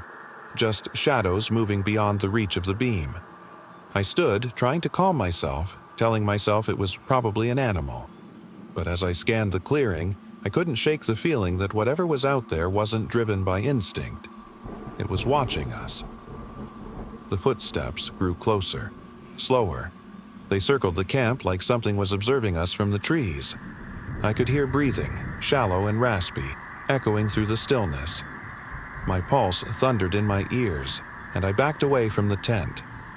That's when I saw it. Just a glimpse, but enough to make my blood run cold. A figure, tall and thin, standing at the edge of the clearing. Its face was obscured by the darkness, but its eyes, they glowed faintly, like dull embers. It didn't move, didn't approach, but I could feel its gaze locked on me. I stumbled backward, trying to wake my friends. My voice was hoarse as I called out, but they didn't stir. The figure remained, unmoving, as if frozen in place. I grabbed my phone, desperate to call for help, but there was no signal. My hands shook as I tried to think of what to do. That's when I noticed something strange. The trees. There were no shadows. Everything was bathed in a dim, unnatural light.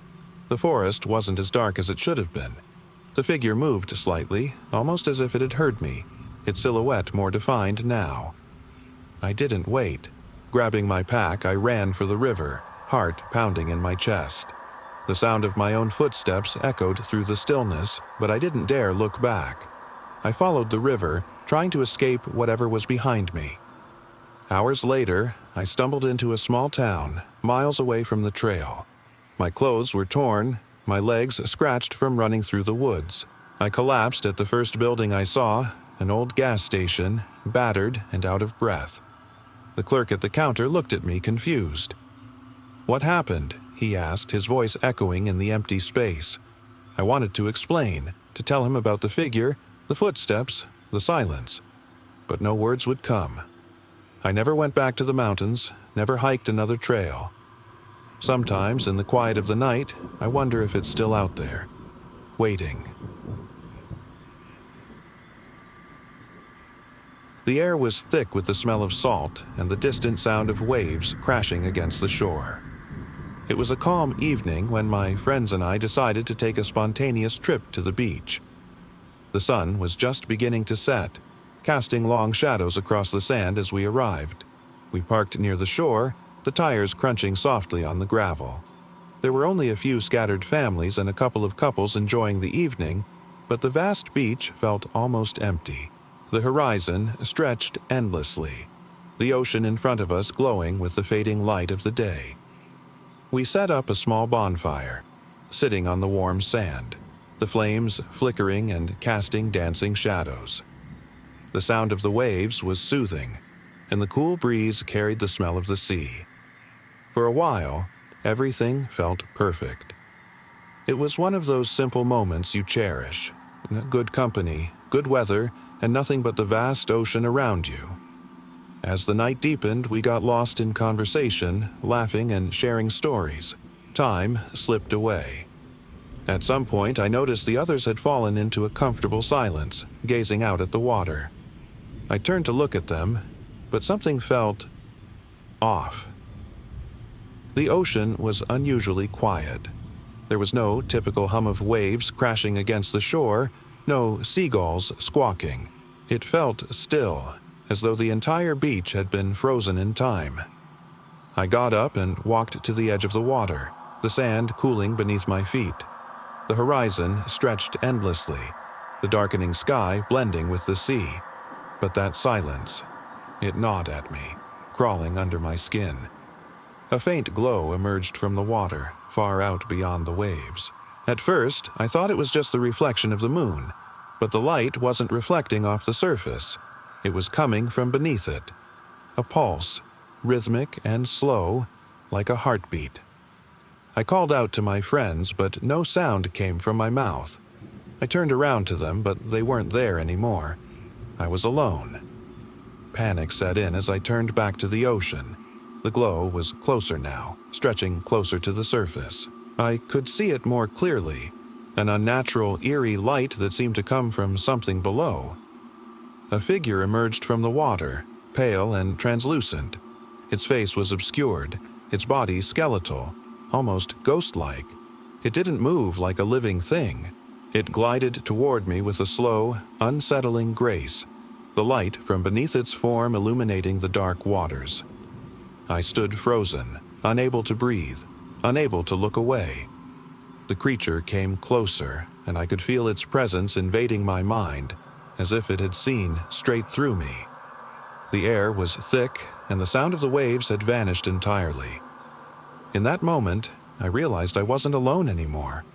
The figure stopped, its shadow stretching toward me. But it didn't speak. It didn't need to. I could feel the weight of its gaze, its intent, silent and suffocating.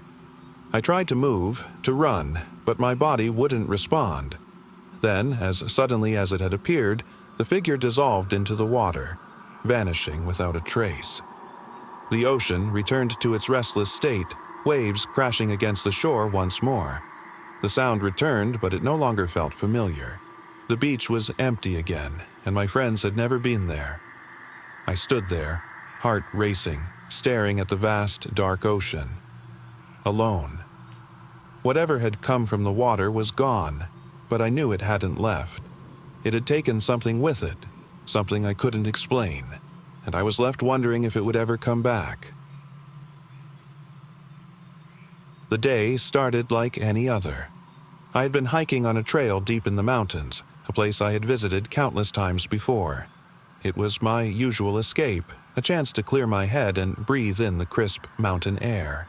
But something felt different that day, like the woods themselves were holding their breath, waiting for me to step further in.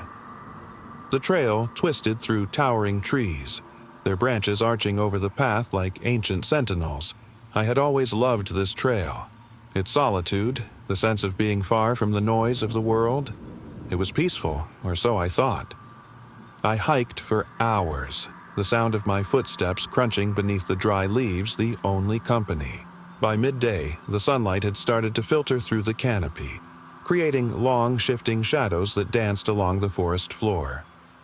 I paused, taking a swig of water from my bottle and looking around.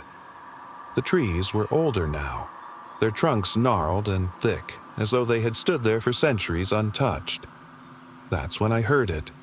A faint whispering, almost like the wind. But there was no wind.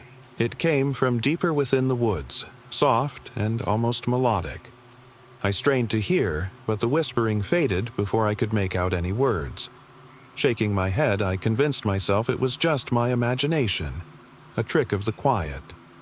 But the whispering returned, this time louder, closer. It wasn't the wind, and now I was certain I wasn't alone. The hairs on my neck stood up, and I found myself moving cautiously, following the sound, though every instinct in me screamed to turn back. As I pressed deeper into the woods, the trees seemed to close in. The air grew colder, almost as if the forest itself was watching. My breath came in short bursts, each step feeling heavier than the last. The whispering had grown to a near silence, like something was speaking just out of reach, a voice that wanted to be heard but never could be. Then I saw it. At first, I thought it was a trick of the light, but there, standing between two trees, was a figure. It wasn't tall, nor did it move like a human. Its shape was indistinct, like a mass of shadows pulled together. It seemed to be watching me, though its eyes, if it even had eyes, were dark, hollow voids. Fear tightened my chest, but I forced myself to stay still. The figure didn't move, didn't react to my presence. It just stood there, unmoving, like it had been waiting for me. I wanted to turn and run, but my legs wouldn't obey. I couldn't look away. Then the whispering returned, more distinct this time. It wasn't words, but something deeper, something primal and ancient. The figure began to shift, its shape contorting and stretching in unnatural ways.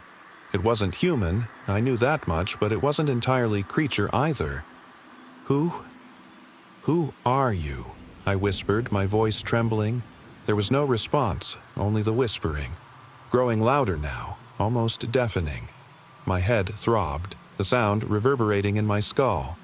I squeezed my eyes shut, hoping it would go away, but when I opened them again, the figure was closer. Its shadowy form had shifted again, growing darker, more defined. Panic surged through me, and I stumbled backward, my foot catching on a root. I fell, the rough ground scraping against my palms. I looked up, expecting to see the figure looming over me, but it was gone. The whispering faded, leaving only the sound of my own breath. Breathing heavily, I scrambled to my feet, my hands still trembling. I didn't dare look back as I made my way out of the woods. The trees seemed to watch me as I passed, their branches creaking, as if they knew I had been there. It wasn't until I reached the trailhead that I stopped. I turned to look back at the forest, but all I saw was the quiet, empty trees. The figure was gone, the whispering had vanished, but the feeling of being followed, watched, lingered. I never returned to that trail. Whatever had been waiting for me in those woods, I knew I could never escape it. And sometimes, when I'm alone, I can still hear the faint whispering, as if it's calling to me from the edge of the trees.